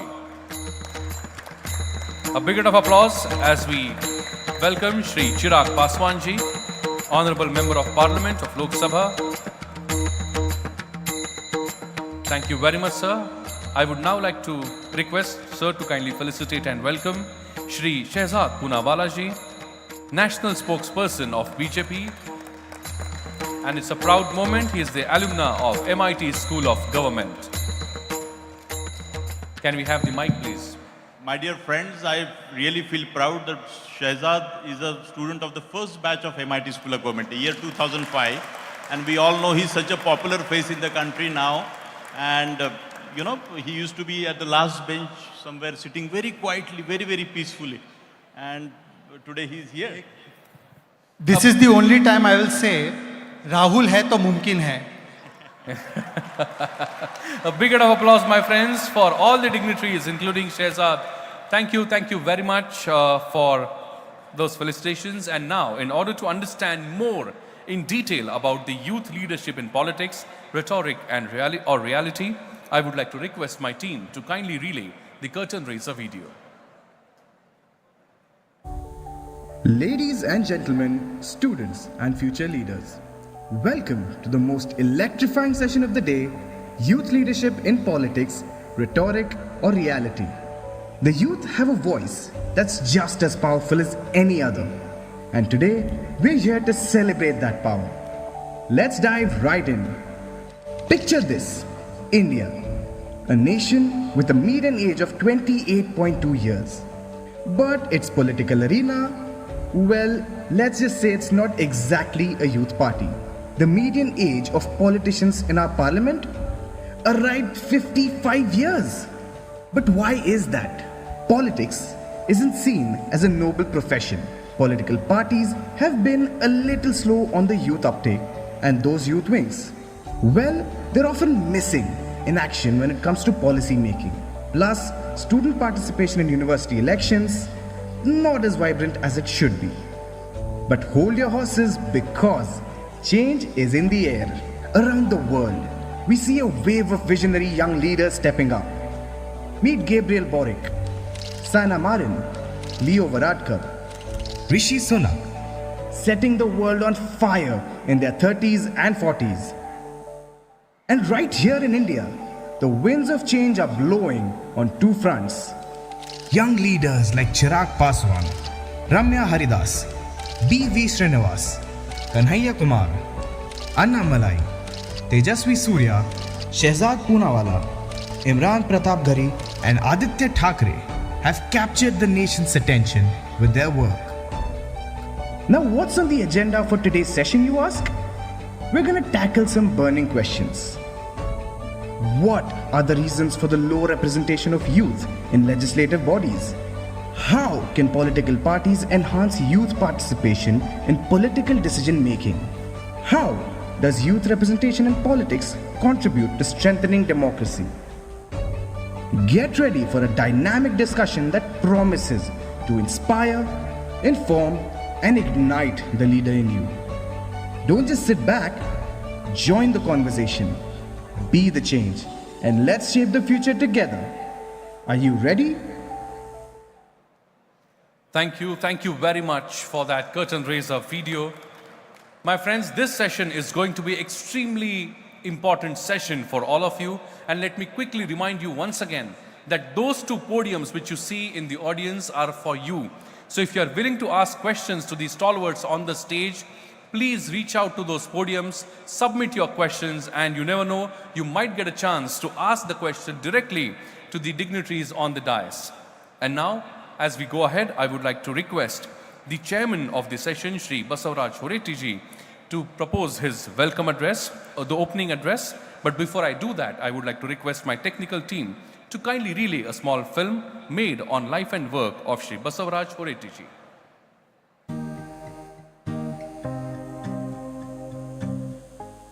Shri Basavaraj Horatti, a seasoned politician from Karnataka, currently holds the esteemed position of the chairman of the Karnataka Legislative Council.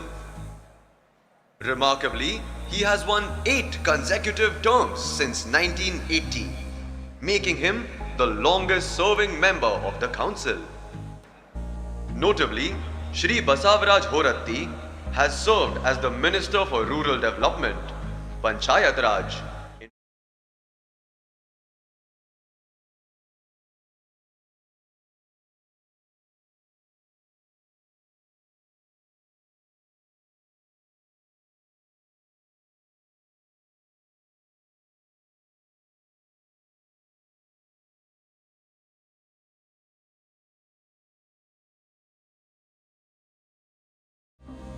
gaining insights from countries like England, France, and Switzerland. Committed to the development of education, he holds a Bachelor of Arts and a Master's of Physical Education degree. His journey began as a physical education teacher in Hubli before transitioning to a prominent political role.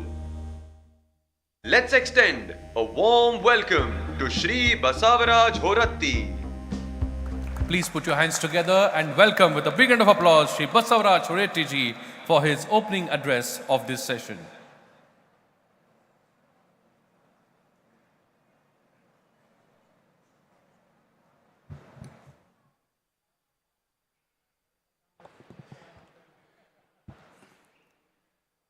Dignitaries on the dais, ladies and gentlemen. Today I am extremely happy to participate in this session.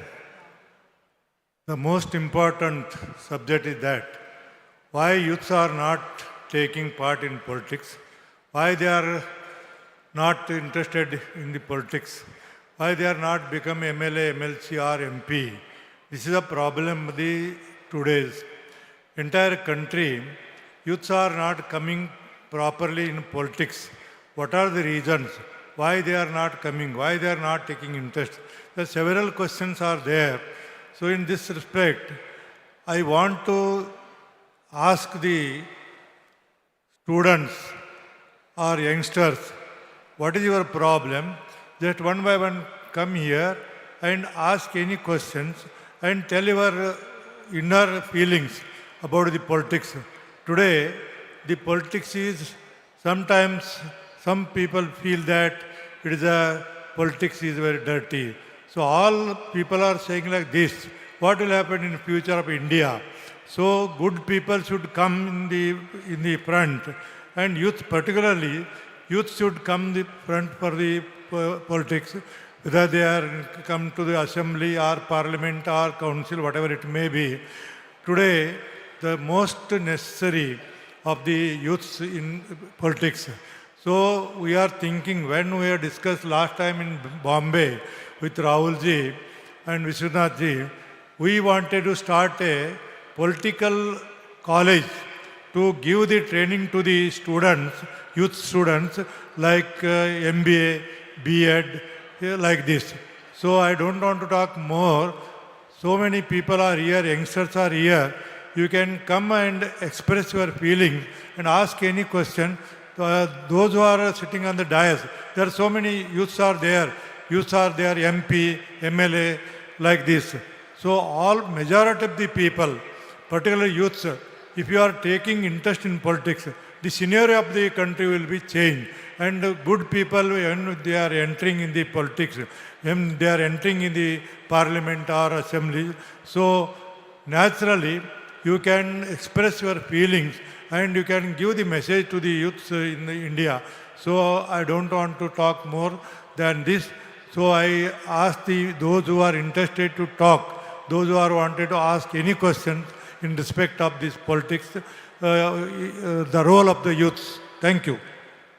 Thank you very much, sir. Thank you very much for your opening address and setting the tone for this first session of 13th Bharatiya Chhatra Sansad, the youth leadership in politics, rhetoric or reality. My friends, it's now time when we felicitate the Adarsh Yuva Vidhayak, the ideal youth MLA honor for the best outstanding performance in development work and promotion of parliamentary democracy, which would be given at the hands of Honorable Chairman of this session and all the honorable dignitaries on the dais. First and foremost, I would like to invite on stage the Honorable Member of Legislative Council of the Maharashtra, former President of Maharashtra State Youth Congress and founder of Jai Hind Yuva Manch, Shri Satyajit Sudhir Tambeji.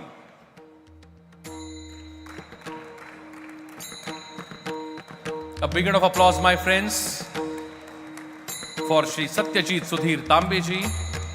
Is being conferred the Adarsh Yuva Vidhayak Samman, the Ideal Youth MLA honor in the 13th Bharatiya Chhatra Sansad. A big round of applause, my friends.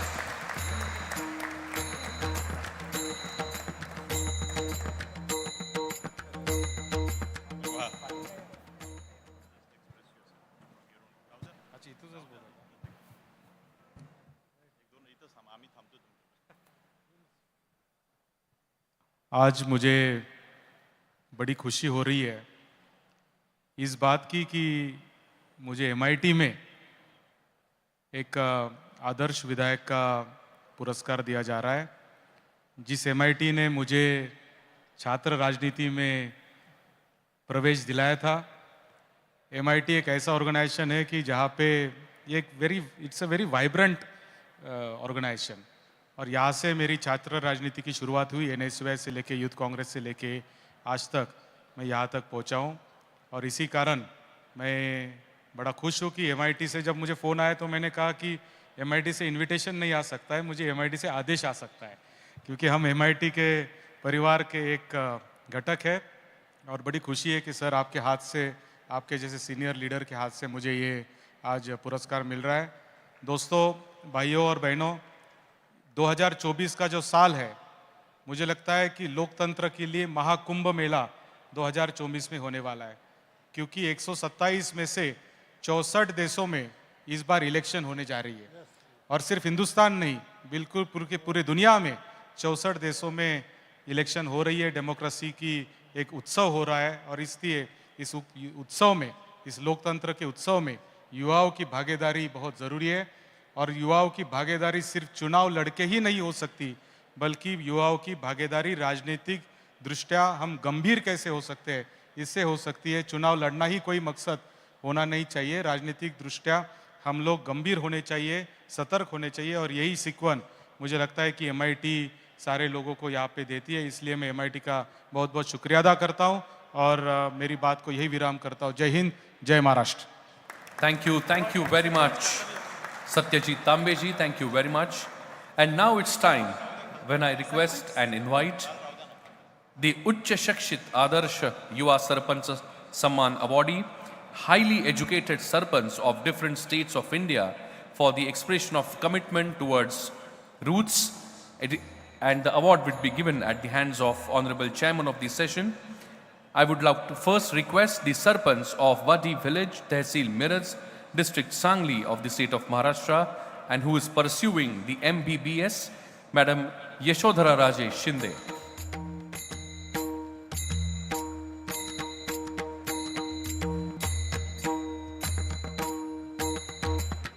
A big round of applause, my friends, for Miss Yashodhara Rajesh Shinde, the Sarpanch of Vadi village. A big round of applause, a person who's pursuing MBBS and a Sarpanch, a true motivation for the youngsters.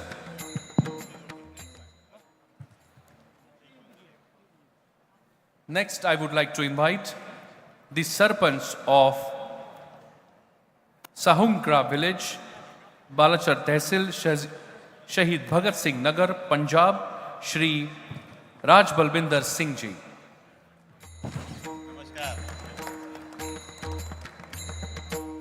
A big round of applause, my friends. Shri Raj Balbinder Singh, who's LLB and a Sarpanch in the state of Punjab.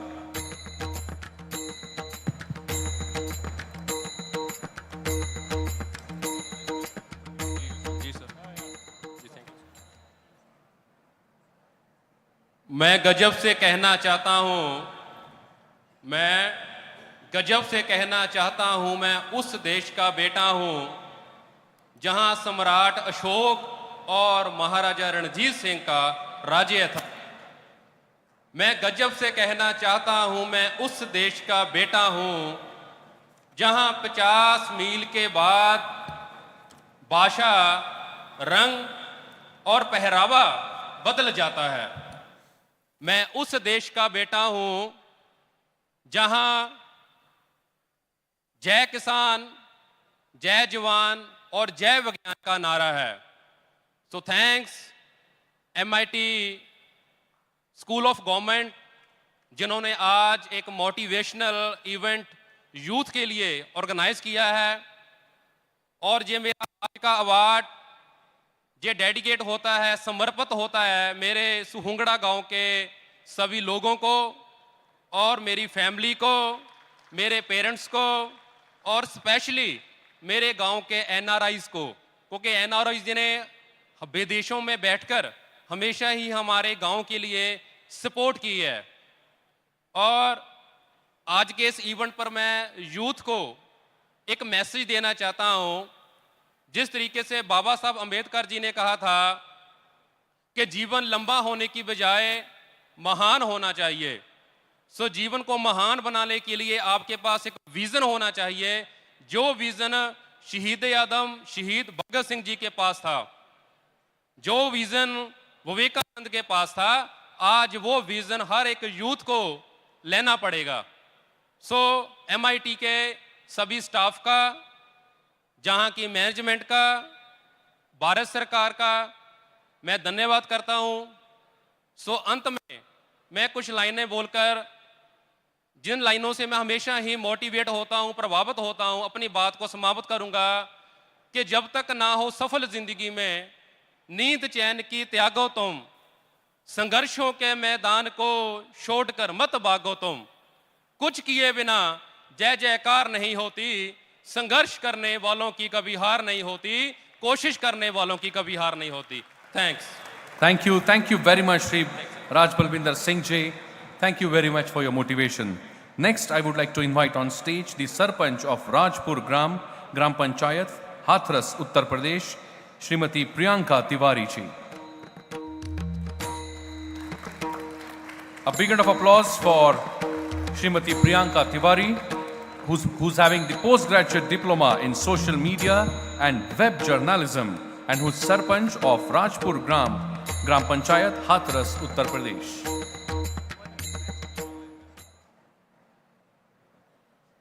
सभी को नमस्कार।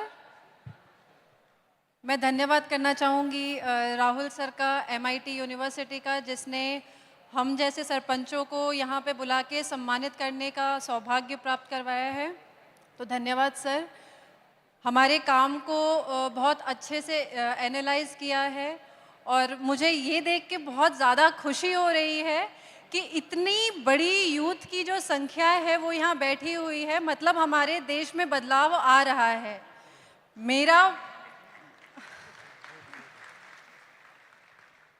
मेरा जो youth as था, अभी भी मैं youth हूँ, बट जो मेरा कॉलेज टाइम था वो इसी फेज से निकला था। मैं अभी राहुल सर को बता भी रही थी कि हमारे बैक ऑफ माइंड में ये होता है कि पॉलिटिक्स बहुत ख़राब जगह है, वहाँ पे नहीं जाना है, वहाँ नहीं करना है। मुझे हमेशा से यही लगता था, लेकिन मैं इन्हीं की सब बात को वापस कोट करूँगी, राहुल सर की बात को, कि इन्होंने कहा था कि अगर कुछ ख़राब है तो आप उसी में जाइए, उसको सही करने के लिए आपको ही इनिशिएटिव लेना पड़ेगा।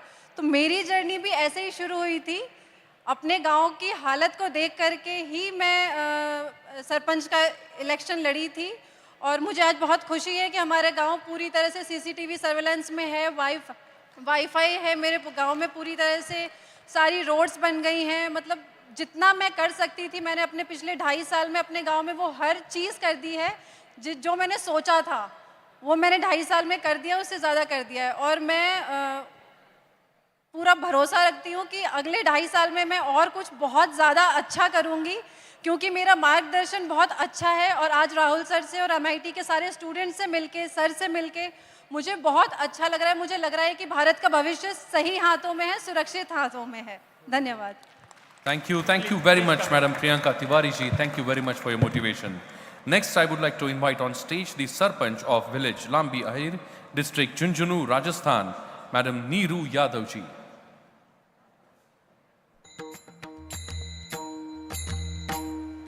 Please put your hands together and congratulate with a big round of applause, Madam Neeru Yadav.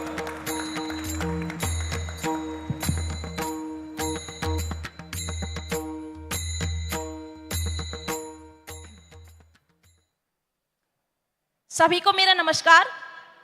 सबसे पहले तो मैं राहुल सर को धन्यवाद देती हूँ कि आपने हम सरपंचों को यहाँ बुलाया और इस मान सम्मान से नवाजा और सर के हाथों हम एक आदर्श सरपंच के रूप में हमें अवार्ड मिला। तो उसके लिए मैं MIT यूनिवर्सिटी का, इस भारतीय छात्र संसद की पूरी ऑर्गेनाइज टीम का, सभी का मैं तहे दिल से धन्यवाद देती हूँ।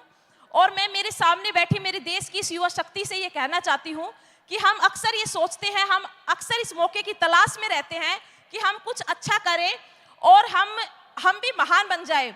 तो मैं आप सभी से ये कहना चाहती हूँ कि मौके हमारे पास होते हैं, बस उन्हें हमें पहचानने की आवश्यकता होती है। जिस टाइम मैं सरपंच बनी थी उस टाइम मैंने नहीं सोचा था कि शायद मैं MIT यूनिवर्सिटी में एक आदर्श सरपंच के तौर पर नवाजी जाऊंगी और मुझे अवार्ड मिलेगा। तो मैंने सरपंच रहते हुए अपनी पंचायत में जिस प्रकार के मैंने काम किए, मैंने अपनी पंचायत की बच्चियों के लिए, लड़कियों के लिए उन्हें खेल के प्रति जिस प्रकार से प्रोत्साहित किया और महिलाओं के अंदर उस आत्मसम्मान को मैंने पैदा किया, तो शायद आज मैं यहाँ पर खड़ी हूँ।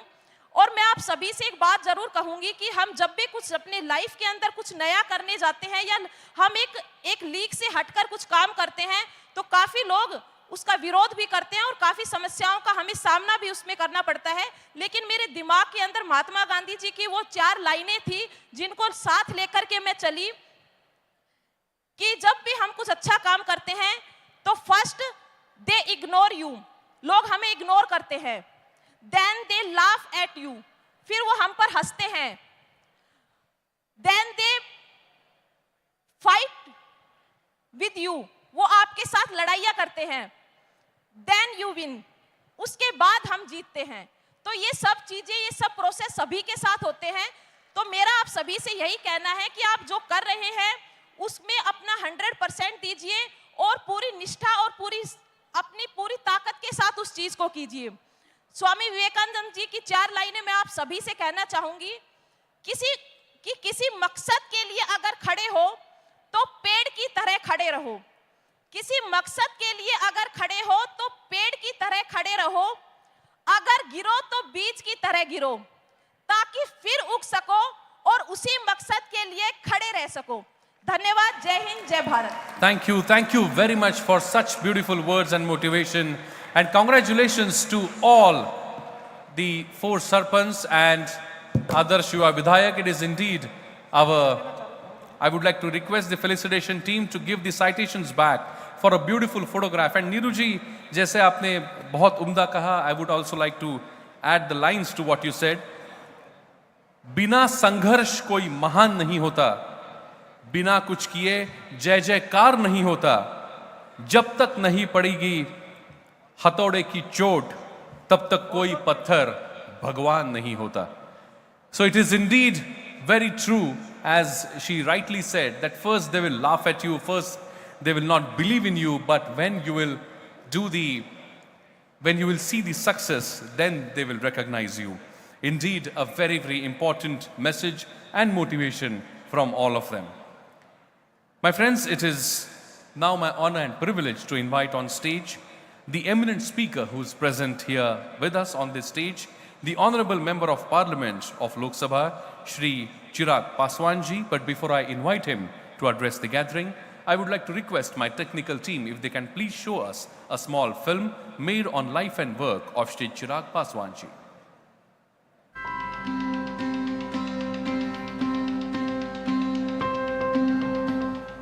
Shri Chirag Paswan is a young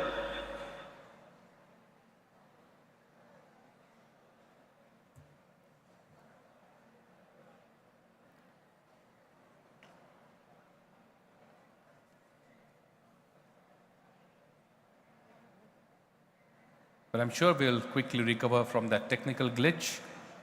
Just give us a moment.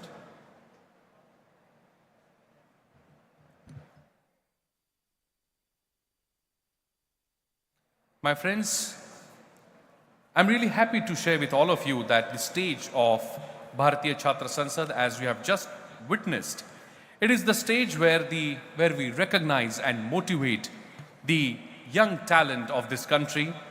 On this stage also, you have 5 student speakers from different parts of the country, those who would be coming and addressing the youth of this nation and sharing their thoughts with them. But you also have the opportunity to participate yourself in this discussion, dialogue, deliberation through Youth to Youth Connect.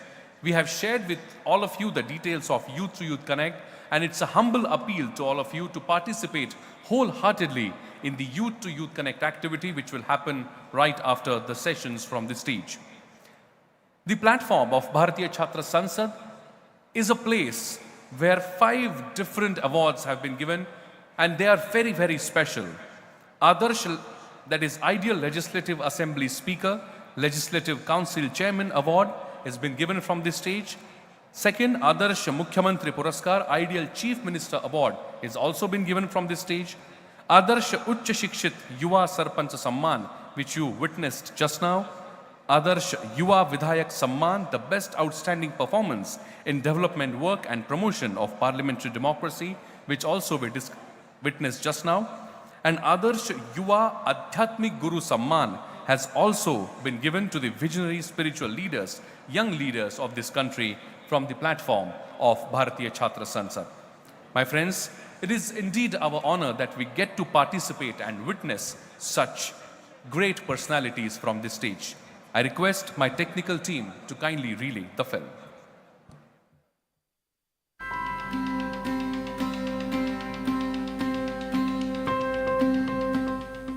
Shri Chirag Paswan is a young, dynamic member of parliament representing the Jamui constituency in Bihar.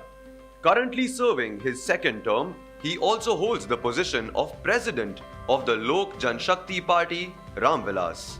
Entering politics in 2012, Shri Chirag Paswan gained prominence in the 2014 Lok Sabha elections, securing a victory from Jamui. As the son of the late Shri Ram Vilas Paswan, a respected union minister, Shri Chirag Paswan leads LJP with dynamic campaigns such as the impactful Bihar First, Bihari First initiative during the 2020 Bihar Assembly elections. His NGO, Chirag Ka Rozgar, focuses on providing employment opportunities to the youth. Beyond politics, Shri Chirag Paswan briefly explored Bollywood after completing his education in computer science. With his impactful oratory skills, Shri Chirag Paswan has earned a position of respect in parliamentary debates, election rallies, and live media shows. Let us welcome Shri Chirag Paswan. Please put your hands together and welcome with a huge round of applause the eminent speaker of this session, Shri Chirag Paswan ji. Thank you. Thank you everyone. Thank you for giving me this opportunity. यहाँ आप लोगों के बीच आकर अपनी बातों को रखने का, खास तौर पर मेरे उन तमाम युवा साथियों के सामने अपनी बातों को रखने का जो संभव था आने वाले दिनों में कहीं ना कहीं राजनीति से जुड़ने की उम्मीद रखते होंगे, इच्छा रखते होंगे या अपेक्षा करते होंगे। आज जब यहाँ आप लोगों के बीच मौजूद हूँ, मैं भी अपने आप को आपके साथ जोड़कर देख सकता हूँ। एक समय ऐसा था मेरे जीवन में जब मैं राजनीति में नहीं था, जैसा अभी इस फिल्म में भी आप लोगों ने देखा ही होगा, एवी में दिखाया गया, मूवीज़ में था, दूसरे क्षेत्र में था, काम कर रहा था। जब मैं दूसरे क्षेत्र में था उस वक्त मुझे इस बात का एहसास हुआ। Actually that was the time when I seriously realized it wasn't really like I was a nepo kid who always wanted to be in politics. मैंने दूसरा रास्ता अपनाया था, पर उस रास्ते ने मुझे इस बात का एहसास ज़्यादा दिलाया कि ज़रूरी है राजनीति में जाना, और ख़ास तौर पर हम जैसे पढ़े लिखे युवाओं का राजनीति में आना ज़रूरी है जो एक अलग सोच रखते हैं। आज की तारीख में मेरी राहुल जी से बात हो रही थी, उन्होंने भी इसी चिंता को प्रकट किया और मेरी भी यही चिंता रही है कि आज की तारीख में एक फैशन बन गया है पॉलिटिक्स को, राजनीति को, राजनेताओं को क्रिटिसाइज करने का। राजनीति गंदी है, राजनेता गंदे हैं, राजनीति भ्रष्ट है, तमाम नेता भ्रष्ट हैं, ये एक जनरल परसेप्शन बना दिया गया है। अगर इस परसेप्शन को तोड़ना है तो उसके लिए भी हमें ही आगे आना होगा। आज जब मुझे ये मौका मिला है मेरे तमाम युवा साथियों के सामने अपनी बातों को रखने का, तो यह आग्रह आप लोगों से ज़रूर कर जाऊंगा। कहा जाता है ना, be the change that you want to see. उस बदलाव को जिसको आप देखना चाहते हैं उसके लिए खुद आपको अपना योगदान देने की ज़रूरत है। मेरे लिए भी बहुत आसान रहता पेरीफेरी पे खड़े होकर, मैं भी दिन रात कोसता। मैं बिहार से आता हूँ, बिहारी हूँ, बिहारी होने के नाते मेरे लिए ये और ज़्यादा बड़ा प्रश्न चिन्ह था, क्योंकि बिहार की राजनीति कहीं ना कहीं देश की राजनीति का केंद्र रही है। बिहार एक ऐसा प्रदेश है जहाँ पे बच्चा जन्म बाद में लेता है और उसका एसोसिएशन किसी ना किसी राजनीतिक दल के साथ पहले हो जाता है। इतने ज़्यादा राजनीति से जुड़े हुए लोग बिहार के लिए हैं, तो मेरे लिए एक और बड़ी जिम्मेदारी थी कि मैं अपने आप को किस तरीके से राजनीति के साथ मैं जोड़ूं। उस वक्त मैंने ये फैसला लिया कि भाई अगर राजनीति को कोसा जाता है, राजनीति के बारे में अपशब्द कहे जाते हैं, तो क्यों नहीं उसका हिस्सा बनकर हम लोग उसको सुधार सकते हैं। आज आप लोग के बीच भी यही आग्रह करने आया हूँ, जब तक राजनीति में नई सोच नहीं आएगी, जब तक राजनीति में युवा जोश नहीं आएगा और जब तक राजनीति में पढ़े लिखे लोग नहीं आएंगे, मुझे इस बात की शिकायत रही है, जो कि आम जनता की भी रहती है, कि भैया अगर अलग अलग व्यवसाय के लिए एक बेसिक मापदंड होता है शिक्षा का, तो राजनीति में ये क्यों नहीं है। राजनीति में क्यों नहीं एक बेसिक मापदंड हो कि भैया कम से कम आप इतने शिक्षित होने चाहिए, इतने एलिजिबल होने चाहिए कि आप राजनीति के क्षेत्र में आ सकें, जो कि आज तक नहीं है इसमें। पर ज़रूरत है ऐसे लोगों को आने की जो कि जानकार हों, और उन लोगों को आने की जो जात पात धर्म मजहब से उठकर एक नई सोच रखते हैं। मैं जिस राज्य से आता हूँ, बिहार की राजनीति कहीं ना कहीं जात पात धर्म मजहब पर पूर्णतः आधारित रहती है। और मुझे इस बात की तकलीफ रही है कि भैया आज की तारीख में जब हम लोग 21वीं सदी में हैं, देश चांद की क्या सूरज की बात कर रहा है। आज की तारीख में दुनिया कहाँ से कहाँ पहुँच गई है और आज भी हम लोग जात पात धर्म मजहब में उलझे हुए हैं। आज भी जातीयता हावी होती है, आज भी सांप्रदायिकता हावी होती है। मैंने ये प्रयास किया कि कम से कम अपने राज्य में मैं इस भ्रम को तोड़ने का मैं काम करूं। आज जब मैं अपने राज्य में जब मैं विकास की बात करता हूं या अपने एजेंडे की बात करता हूं, तो मेरा एजेंडा किसी अगड़ा वर्ग से जुड़ा हुआ या किसी पिछड़ा वर्ग से या किसी दलित समुदाय से या किसी अल्पसंख्यक वर्ग से जुड़ा हुआ नहीं है। मैं बिहार फर्स्ट और बिहारी फर्स्ट के विजन की मैं बात करता हूं। मैं चाहता हूं कि मेरा पूरा प्रदेश एकजुट होकर आगे बढ़ने का काम करे और ये संभव है। 2014 में हम लोगों ने देखा कि देश में एक ऐसे प्रधानमंत्री पद के दावेदार हम लोग के सामने आए जिन्होंने देश को समुदाय, जाति या धर्म में नहीं बांटकर 125 करोड़ देशवासियों की बात उन्होंने की। 2014 में आज के प्रधानमंत्री आदरणीय नरेंद्र मोदी जी जब देश के प्रधानमंत्री पद के दावेदार थे, तो उस वक्त उन्होंने 125 करोड़ देशवासियों को उन्होंने संबोधित करने का काम किया। और यही कारण है कि उस वक्त जात पात धर्म मजहब की कई बेड़ियां टूटी भी, कई लोगों ने जात पात धर्म मजहब से उठकर हमारे प्रधानमंत्री जी का समर्थन करने का उन्होंने काम किया। आज भी ज़रूरत है ऐसी ही सोच की। अगर हम लोग सही मायनों में एक विकसित देश के निर्माण की कल्पना करते हैं, तो ज़रूरत है समाज के हर उस व्यक्ति का हाथ पकड़कर उसको मुख्य धारा के साथ जोड़ने की, जो आज की तारीख में भी पंक्ति पर, अंतिम पायदान पर बैठा है। जब तक हर उस व्यक्ति को हम लोग साथ लेकर नहीं चलेंगे, हम लोग विकसित प्रदेश, विकसित समाज, विकसित देश की हम लोग कल्पना नहीं कर सकते। और ये काम देश के युवा ही कर सकते हैं। लंबा समय हम लोगों ने देखा देश के अनुभवी नेताओं को। मैं नहीं मानता कि उन्होंने देश के विकास में अपना योगदान नहीं दिया। उन्होंने भी अपनी तरफ से हर वो संभव कार्य किए, पर कहीं ना कहीं पीढ़ी दर पीढ़ी चीज़ों को आगे बढ़ने की ज़रूरत है। आज की तारीख में मुझे ज़रूर ये तकलीफ़ होती है जब मैं युवाओं को सुनता हूँ थोड़ा सा डिस्कनेक्ट होते हुए राजनीति से, और जो आज के इस सेशन की थीम भी है, जब मैं उनको सुनता हूँ कि वो राजनीति से थोड़ा सा अपने आप को अलग कर चलते हैं और कहीं ना कहीं I am not interested in politics, I don't understand what the politics is all about. जब ये सारी बातें वो बोलते हैं, मुझे तकलीफ़ होती है। जब तक आप जानेंगे नहीं, जब तक आप समझेंगे नहीं, पेरीफेरी पे बैठ के क्रिटिसाइज़ करना बहुत आसान होता है। और जो आमतौर पर हम सब करते भी हैं, आमतौर पर हम सब बोलते हैं ये गलत हो रहा है, वो गलत हो रहा है, पर देश में जो गलत होता हुआ दिखता है उसके लिए हम ही लोगों को पहल करने की ज़रूरत है। आज जब मैं यहाँ MIT में मौजूद हूँ, और मेरे लिए ये खुशी की बात है, गर्व की बात है कि मुझे लगता है संभवतः एकमात्र ऐसी ये संस्था है जहाँ पे गवर्नमेंट से जुड़े हुए कोर्सेज़ को भी प्रोत्साहन दिया जाता है, उनको भी बढ़ावा दिया जाता है। एक ऐसा मंच यहाँ पे प्रोवाइड किया जाता है जहाँ से आने वाले दिनों में देश के राजनेता अपनी पूरी जिम्मेदारियों के साथ, पूरी तैयारियों के साथ आने वाले समय में देश की राजनीति में अपना योगदान देंगे। आप सब उस स्तर पर पहुँचे, उसके लिए आज से ही आप सब की यहाँ पर तैयारी भी की जा रही है। मैं भी उम्मीद करता हूँ कि जब आप इस तैयारी के साथ, तमाम जानकारियों के साथ पूरी तरीके से जब आप देश की राजनीति में सक्रिय भूमिका निभाएंगे, तो उस वक्त सही मायनों में हम लोग देश को उस गति से आगे लेकर जा सकेंगे जिस गति की सोच हम लोग रखते हैं। भाई मैं भी जब बच्चा था या कॉलेज में था या आप लोगों की उम्र का था, नॉट दैट मैं अभी आप लोगों से बहुत ज़्यादा उम्र का हूँ, बट हाँ आप लोगों से कुछ साल ज़रूर बड़ा हूँ, बट जब आप लोगों की उम्र का था, कॉलेज में पढ़ता था, मेरे भी मन में ख्याल आते थे कि भैया देशों विदेशों में हम लोग जाते हैं, क्यों नहीं भारत विदेश जैसा दिखता, क्यों नहीं हमारे यहाँ भी बुलेट ट्रेन्स आती हैं, क्यों नहीं हमारे यहाँ भी विकास के नए नए मापदंड तय किए जाते हैं। पर उसके लिए उस सोच का होना ज़रूरी है।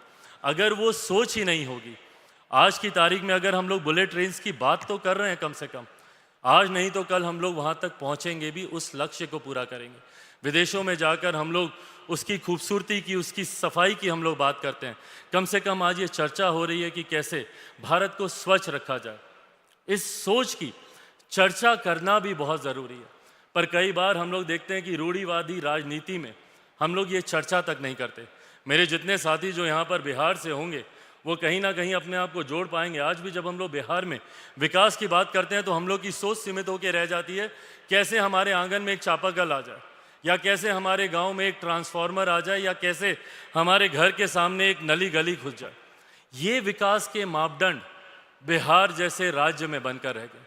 जब तक आप बिहार में आईटी कॉलेजेस की बात नहीं करेंगे, इंफ्रास्ट्रक्चर डेवलपमेंट की बात नहीं करेंगे। आज भी मेरे बच्चों को बिहार से कोटा जाना पड़ता है पढ़ाई के लिए।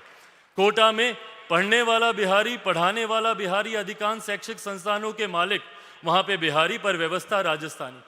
क्यों ये व्यवस्था बिहार में मुजफ्फरपुर में नहीं मिल सकती, भागलपुर में नहीं मिल सकती, दरभंगा में नहीं मिल सकती, पटना में नहीं मिल सकती? पर इसके लिए ये सोच का होना ज़रूरी है, और ये सोच हम युवा ही ला सकते हैं। मैं इसको बहुत विनम्रता से मानता हूँ कि जोश के साथ, नई सोच के साथ अनुभव का भी होना ज़रूरी है। ज़रूरी है उस अनुभव को हम अपने जोश के साथ मिलाकर एक सही मायनों में, सही दिशा में अपनी ऊर्जा को हम लोग इस्तेमाल करें, इस उम्मीद के साथ कि आने वाले दिनों में आप सब अपने अपने राज्यों के अलग अलग कोने में जाकर जब एक विकसित देश की बुलंदी के लिए जब आप लोग आवाज़ उठाएंगे, जब आप लोग मेहनत करेंगे, तो यकीनन हम लोग उस लक्ष्य तक पहुंचेंगे। पर उसके लिए राजनीति से जुड़े ज़रूर अपने तमाम युवा साथियों को भी भारत की राजनीति की जानकारी दें। तकलीफ़ होती है मुझे कई बार जब युवाओं को ये तक पता नहीं होता कि भारतीय राजनीति का ढांचा क्या है, फेडरल स्ट्रक्चर क्या होता है, संघीय ढांचा क्या है, एमएलएस की भूमिका क्या है, एमपीज़ की भूमिका क्या है, मुख्यमंत्री क्या हैं, प्रधानमंत्री का कर्तव्य क्या है। ये ऐसी बेसिक जानकारियां हैं, और मैं इसी के लिए मैं धन्यवाद देता हूं कि कम से कम इन बातों को प्रोत्साहित एमआईटी के द्वारा किया जा रहा है। आप सबसे भी मैं आग्रह करता हूं, सही मायनों में तभी हम लोग युवाओं को भारत की राजनीति के साथ जोड़ सकेंगे।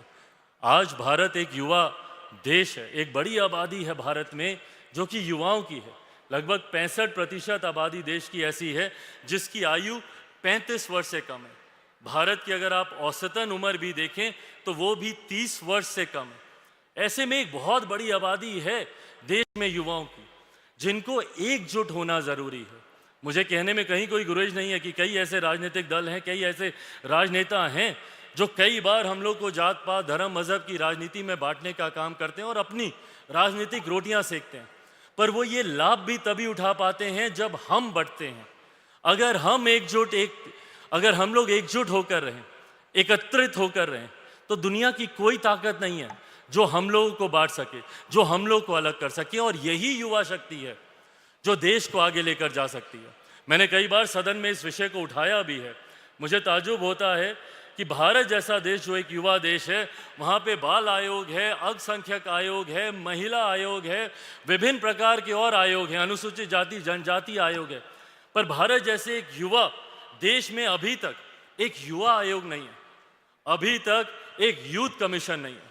कई बार मैंने भारत की संसद में भी इस आवाज़ को उठाने का मैंने कार्य किया, पर मैं जानता हूं और मैं चाहता हूं कि आने वाले दिनों में जब आप जैसे युवाओं का मुझे साथ मिलेगा, ज़रूरत है कि भैया भारत में एक राष्ट्रीय युवा आयोग का गठन हो, एक नेशनल यूथ कमीशन बनना चाहिए, क्योंकि एक बड़ी आबादी देश में युवाओं की है।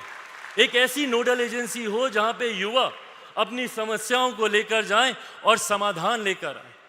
भारत में जब हम लोग युवाओं के भविष्य की बात करते हैं, ये विडंबना है कि कहीं ना कहीं हमारी सोच सीमित होकर रह जाती है कि भैया हम कैसे डॉक्टर बने, इंजीनियर बने, आईएएस बने, आईपीएस बने। पर कई ऐसे युवा हैं जो कि इन क्षेत्रों से हटकर रुचि अलग क्षेत्रों में भी रखते हैं। कई हैं जो कला के क्षेत्र में जाकर वहाँ पर गायक बनना चाहते होंगे, निर्देशक बनना चाहते होंगे, अभिनय के क्षेत्र में जाना चाहते होंगे, संगीत के, नृत्य के क्षेत्र में जाना चाहते होंगे। कई ऐसे युवा हैं जो कि खेल कूद में जाना चाहते हैं, पर उन्हें वो अवसर नहीं मिलते, उन्हें वो सुविधाएं नहीं मिलती। ऐसे में ज़रूरी है कि भारत में एक युवा आयोग हो जिसके माध्यम से युवा वहाँ पर जाएं अपनी समस्याओं के साथ और वहाँ से समाधान लेकर आएं। पर इसको इम्प्लीकेट कैसे किया जाएगा? इसको इम्प्लीकेट तभी किया जा सकता है जब एक बड़ी भागीदारी युवाओं की भारतीय राजनीति में हो, और उसकी शुरुआत ज़मीनी स्तर से होना ज़रूरी है। आज मुझे गर्व होता है यहाँ पे अधिकांश युवा अवॉर्डीज हैं जो कि भारत के देश के कोने कोने से, गांव-गांव से आए हुए हैं। सरपंच हैं, विधायक हैं, कई ऐसे हैं जो कि भारत के गांव से जुड़े हुए हैं और हकीकत है भारत आज की भी तारीख में गांव में बसता है। ज़रूरत है वहाँ से हम लोगों की भागीदारी की, इस उम्मीद के साथ कि आने वाले दिनों में हम लोग अपनी भागीदारी को और मजबूती से और प्रमुखता से और वोकल होकर और लाउड होकर अपनी बातों को भारत के गांव से लेकर भारत की सबसे बड़ी पंचायत देश की संसद तक हम लोग रखने का काम करेंगे। अपनी मजबूत भागीदारी को आगे लेकर आने का काम करेंगे। खुशी है मुझे कि आज की तारीख में मौके भी कई राजनीतिक दल दे रहे हैं देश के युवाओं को आगे आने का। उसका ज़्यादा से ज़्यादा लाभ हम लोग कैसे उठाएं ये हमारे ही हाथों में है। पर इस उम्मीद के साथ कि जैसे मेरा देश एक युवा देश है, वो दिन दूर नहीं जब देश की संसद भी एक युवा संसद होगी, जहाँ पे भारी संख्या में देश के युवा, देश की युवतियाँ वहाँ पर आएंगी। इसी उम्मीद के साथ एक बार फिर से मुझे यहाँ बुलाने के लिए MIT का मैं धन्यवाद करता हूँ, पूरी मैनेजमेंट का मैं धन्यवाद करता हूँ। यहाँ पे बसवा राज सर भी यहाँ पर मौजूद हैं, उनका भी मैं धन्यवाद करता हूँ।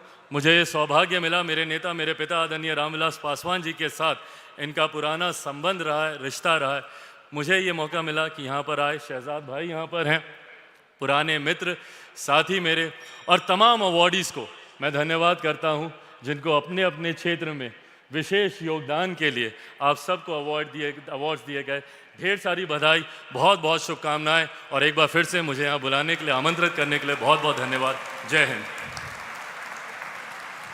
Thank you so much, sir, for setting the tone of the event and for setting the tone of this session so gratefully. Thank you so much. As the tradition demands, as the stage demands, we will now move forward with the student speakers, and with that, I would like to invite upon stage Shubhankar Pandit from Gujarat to address the gathering here.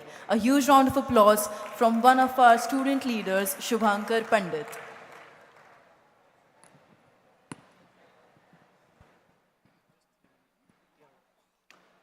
Arise, awake, and stop not till the goal is reached was the Guru Mantra given by Swami Vivekananda to the youth of this nation. Today, I would like to reconstruct my speech on this Guru Mantra as it serves to be a guideline for the youth for participation and strengthening of democracy. A very warm welcome to everyone. Today, I, Shubhankar Pandit Rao, a young leader from the vibrant state of Gujarat, would like to voice my opinion on youth leadership in politics. Rhetoric or reality? Sisters and brothers, arise from the apathy that has blocked our review of this democracy. Today, the average age of a member of parliament is 54 years old, while that of the entire nation is 28 years old. Hence, when issues such as sex education, sex status, mental health education, etc. are stated in the parliament, they are deemed to be sensitive. But with a close review of young educational institutions like school, colleges, and gatherings like these, we might understand that the youth is well versed on all these topics. So this proves to be a great example that if youth is provided with opportunities in the legislative bodies, not only will their voices be heard, but would serve to be an aspirational base for an all-inclusive democracy for India at 2047. Sisters and brothers, awake from the malice of the politics that have closed our eyes. Today, our participation has been discouraged because of the wily nature of dishonest politics and money power, which are not only incompetent in nature, but a slap on the face to meritocracy. So now, do we want to just sit and be complainers or become change makers? There are numerous ways to enter the political landscape, from conducting social media campaigns to raising your voices for meaningful changes. Sisters and brothers, stop not till the goal is reached. We are the ones who have witnessed the implications of poverty, hunger, climate change, and exclusion of technology. And it is our time to storm into the corridors of system and make our voices heard on the principle of nothing about us without us. I would like to remind this gathering the noble words of Dr. Baba Sahib Ambedkar. However good a constitution may be, it might turn out to be bad if the people who are called to work upon it happen to be a bad lot. However bad a constitution may be, It might turn out to be good if the people who are called to work upon it happen to be a good lot. Now it is in our hands for the transformation from rhetoric or reality to rhetoric to reality. Thank you. Jai Hind, Jai Bharat. A huge round of applause for Shubhankar Pandit from Gujarat. I request Sri Rahul V. Karat sir to kindly felicitate him.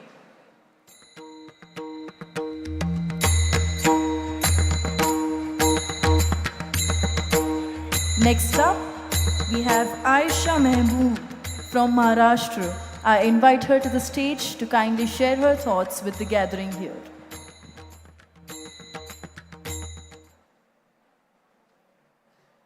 Good afternoon, respected dignitaries and all my dear friends. We cannot always build the future of our youth, but we can build our youth for their future. Myself, Aisha Mehbubulde from Pune College of Arts, Science and Commerce. Today, I stand before you all to address a topic which is both timely and crucial for the future of our country. That is youth leadership in politics, rhetoric or reality. As we all know, India is a democratic country. Today, India has more youth people than any other country. The youth group is a group which includes the people of age between 14 to 40 years. The youth group is mentally and physically strong, where every country strives for more. Today, politics need youth leaders like Subhash Chandra Bose, Shahid Bhagat Singh, Chandrasekhar Azad, and many more, who can create a new country and future with their energy. युवा ही देश का भविष्य है और इस अखंड राष्ट्र के भविष्य का निर्माण करने की योग्यता रखता है. Youth has a potential. They just only need to provide them a resources and good chance. But if we flip the page, we can see that today's youth is developing a lack of interest in politics. And their perception is that their voice won't be heard. So here a question might be arise that why and how we can increase the role of youth in democracy. So let's answer why. Involving youth in decision-making process will always help us to ensure that policies are designed according to their interest in mind. Youth can provide us new perspective. Involving youth will also help us to build a sense of ownership. Now, let's answer how we can do this. Youth should participate in democratic process like voting and engaging in community services. Youth can hold elected officials and policy makers accountable for their actions. Last but not the least, youth themselves act in a positive way and make India a developed India. अगर परखोगे तो कुंदन सा ईमान निकलेगा. अगर परखोगे तो कुंदन सा ईमान निकलेगा. दिलों में कुछ बड़ा करने का अरमान निकलेगा. और मेरे पीढ़ी के ये युवा भले कितने भी हो मॉडर्न, अगर चीरोगे सीना तो हिंदुस्तान निकलेगा, हिंदुस्तान निकलेगा. जय हिंद, जय Bharat. Thank you so much, Aisha, for passing on such a powerful message. I request Sri Rahul V. Karat sir to kindly felicitate her. We also have with us today Bomito Kinimi from Nagaland. I request him to kindly address the gathering here. We look forward to your views.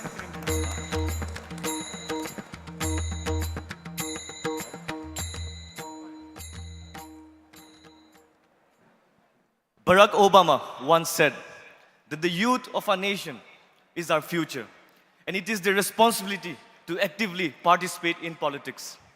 The vibrant youth of India holds a pivotal role in propelling various dimensions of societal development and progress. With its huge demographic dividend, India is probably the youngest democracy in the world today.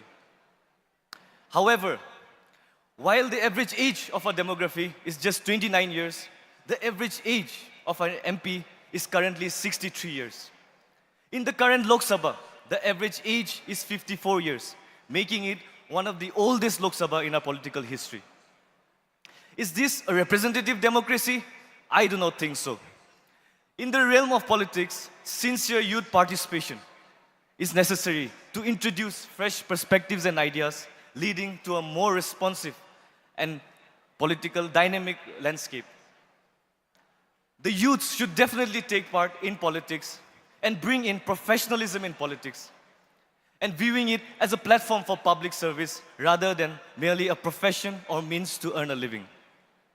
It is noteworthy that 12 of the last 16 American presidential nominees from the two major US political parties graduated from either Harvard or Yale, our most prestigious institutions, produce youths who seldom venture into politics. Michael Medved once wrote that the skills and determination required to get into these institutions are in themselves indicators of suitability for high offices. However, many of our young graduates from India's elite universities often consider political involvement beneath their aspirations. The problem with this very approach is this, that it has left out of politics the very group of people that plays a foundational role in our political demography. It is often said that India is young, but its leaders aren't. Therefore, my message to the youth of India who have principles and ideas is this. When you think about the future of India, think also of getting involved in politics. The nation needs us. Let us get leaders whom people look up to and not leaders whom we have to keep finding excuses for. If the youth of India wants our country's leadership to be full of people whom the nation admires, we will have to enter the fray ourselves. I would like to end my speech with a quote of Mahatma Gandhi, which says, "Be the change that you wish to see."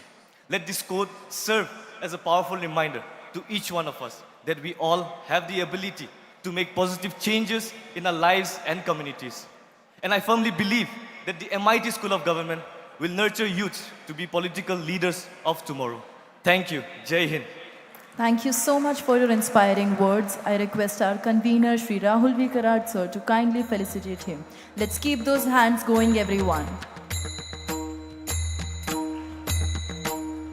We also have with us Prajakta Bange from Maharashtra. And let's welcome her to the podium. We look forward to your views on youth leadership in politics, rhetoric or reality. Thank you. भारतीय छात्र सांसद के इस मंच पर उपस्थित सभी मान्यवर तथा यहाँ उपस्थित सभी युवा शक्ति को मैं प्राजक्ता भांगे सहृदय प्रणाम करती हूँ। मैं मानती हूँ कि राजनीति में युवा नेतृत्व कभी हकीकत हुआ करती थी, जो आज बस बयानबाजी बनकर रह चुकी है। आज के भारत का युवा जहां भारत तेरे टुकड़े होंगे ऐसे नारे लगाता है, आज के भारत का युवा खालिस्तान पाकिस्तान जैसे नारों का समर्थन करता है, तब उसी भारत की उसी जमीने 23 साल के शहीद आजम सरदार भगत सिंह की वो हिम्मत भी देखी है, जहां वो अपने फांसी के फंदे को चूम कर गले से लगाते हैं और अपनी शहीदी से इस देश में क्रांतिकारियों का नया सैलाब खड़ा कर देते हैं। इस देश ने डॉक्टर बाबा साहेब अंबेडकर के उस जज्बे को भी देखा है, जहां वो संपूर्ण दलित समुदाय को अपने हक की आवाज खुद उठाने की सीख देकर संपूर्ण समाज को आत्मनिर्भर बनाते हैं। इसी भारत की इसी जमीने आयरन लेडी इंदिरा गांधी के उस हौसले को भी देखा है, जिनके व्यक्तित्व की नींव ही क्रांतिकारियों ने रखी थी, जिन्होंने आत्मनिर्भर भारत की पहली सीढ़ी चढ़ने के लिए इस भारत को प्रेरणा दी थी। इतिहास के ऐसे कितने भी पन्ने पलट दिए जाए तो हर एक पन्ने पर एक नया युवा नेतृत्व कौशल्य दिखाई देता है, जिसने भारतीय राजनीति को और भारतीय राजनीति की तरफ देखने वाले हर एक नजरिए को संपूर्णतः बदल कर रख दिया। राजनीति की इस परिभाषा से हटकर जब हम मराठा साम्राज्य को भी याद करते हैं, तब महज 10-12 साल की उम्र में राम रानी, तारा रानी, महारानी येसुबाई से राजनीति की शिक्षा लेकर आने वाले समय में मराठा साम्राज्य को औरंगजेब से बचाती है। 26 साल में हारे हुए सभी मराठा साम्राज्य किले महज 6 महीने में फिर से स्वराज्य में शामिल करती है। तब तत्कालीन कवि उन पर लिखते हैं, सम्राज्ञी ना समर कुशला लोकनेत्री प्रतापी, सत्ता धन्ना नमो नीरणी आपुले राज्य स्थापी, नारी नोहे अमर जगती ज्योती ही पौरुषाची, तारा राणी जननी आमच्या अस्मितेची यशाची। उनका ये जज्बा और कम उम्र का नेतृत्व कौशल्य देखकर मैं ये सोचने पर विवश हो जाती हूँ कि राजनीति में युवा नेतृत्व एक अत्यंत ही अटल वास्तविकता है।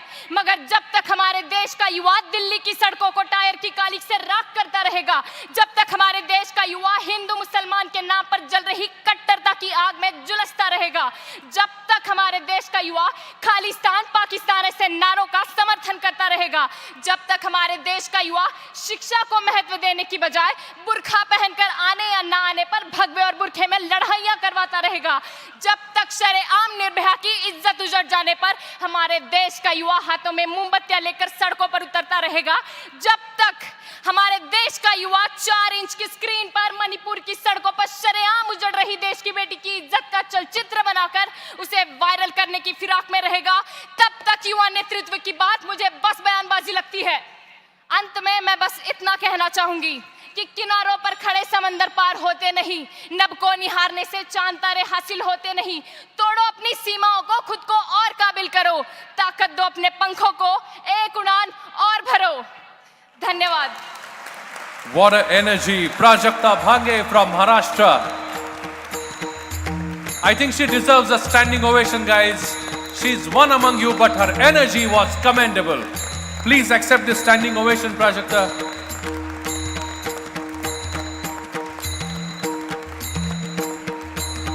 Such an energetic, full of energy address by Prajakta Bhange.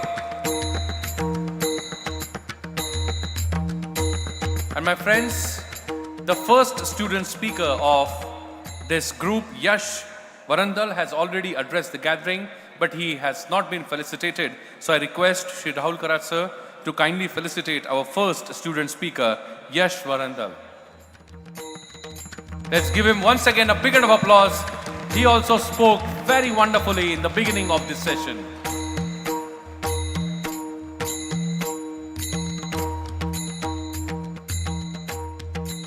Thank you very much. And after looking and listening to all these student leaders, 2 lines came to my mind. सफर में मुश्किलें आए तो जुर्रत और बढ़ती है। सफर में मुश्किलें आए तो जुर्रत और बढ़ती है। जब कोई रास्ता रोक ले तो हिम्मत और बढ़ती है। So I'm sure that these student speakers would have given you that much needed himmat, and I'm sure all of you would see the light of success one day. My friends, now it's time when I invite the next eminent speaker who's present here with us, the national spokesperson of Bharatiya Janata Party and alumni of MIT School of Government, Shri Shehzad Poonawalaji. But before I request him to address the gathering, I would like to request my technical team to kindly relay a small film made on life and work of Shri Shehzad Poonawalaji.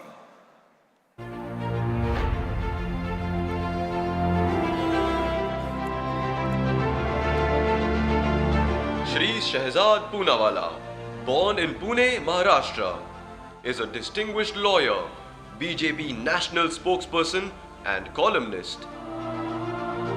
Graduating from MIT School of Government, Pune, MIT SOG, he meticulously prepared for a career in politics and governance. Commencing his career with the Congress in 2008, Shri Shehzad served in the research team of the All India Congress Committee's AICC's media cell. During his early involvement, he held the position of Vice President of the National Students Union of India, NSUI wing in Pune. Adding to his accolades, Shri Shehzad Poonawala assumed the role of BJP spokesperson on December 23, 2021 and was appointed as the in charge of the social media and IT cell of the party's Delhi unit. His dynamic presence in both legal and political spheres reflects a commitment to public service and a multifaceted contribution to the political landscape. Let's extend a warm welcome to Shri Shehzad Poonawala. Please put your hands together and welcome with a big round of applause, my friends, Shri Shehzad Poonawala ji.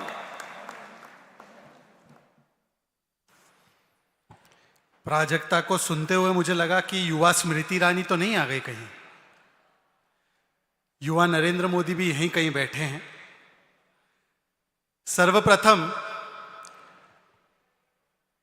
Shri Vishwanath Karad ji, Shri Rahul Karad ji, MIT institute आणि माझी जन्मभूमी पुणे आणि पुण्याचे जनतेचा मी मनापासून आभार मानतो की आज मला लोकमान्य टिळकांची, छत्रपती शिवाजी महाराजांची, सावित्रीबाई फुलेंची या पावन भूमीत मला परत येण्याचा अवसर मिळालं, तर तुमच्यामुळे मिळालं, तर त्यासाठी मी तुमचा खूप खूप आभार प्रकट करतो, आभार मानतो।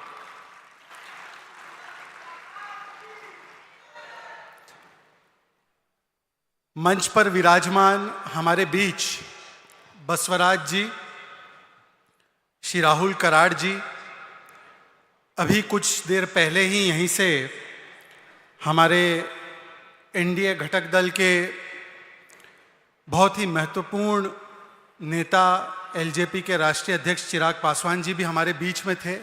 उनकी फ्लाइट थी तो वो यहाँ से अभी उन्होंने प्रस्थान किया। सत्यजीत तांबे जी भी हमारे बीच में थे।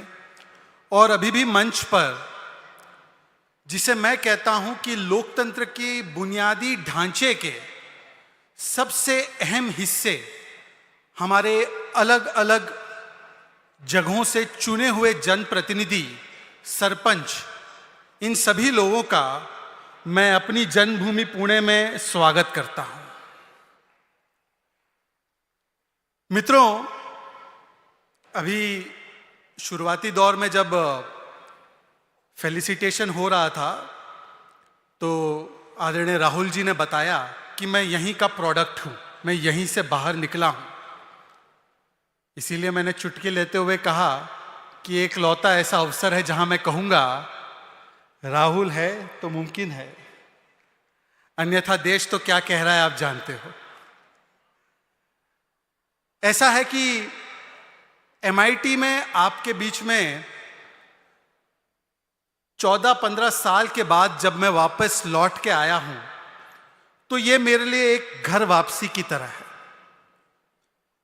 इन्हीं क्लासरूम्स में, इसी मैदान में, इन्हीं कैंपस में और यहीं पर आसपास में जो कॉफी शॉप्स है, यहीं पर बैठ बैठकर हम लोगों ने अपना रास्ता तय किया था।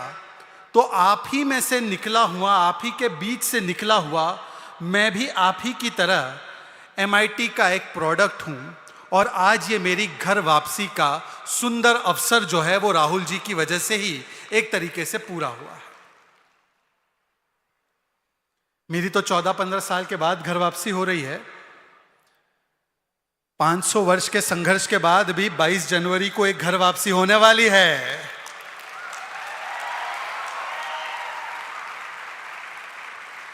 और इस बार जो घर वापसी होने वाली है, चाहे कोई आक्रांता, कोई आतंकी सोच वाला व्यक्ति जितना भी प्रयास कर ले, अब भव्य गगनचुंबी राम मंदिर बनने से कोई नहीं रोक सकता।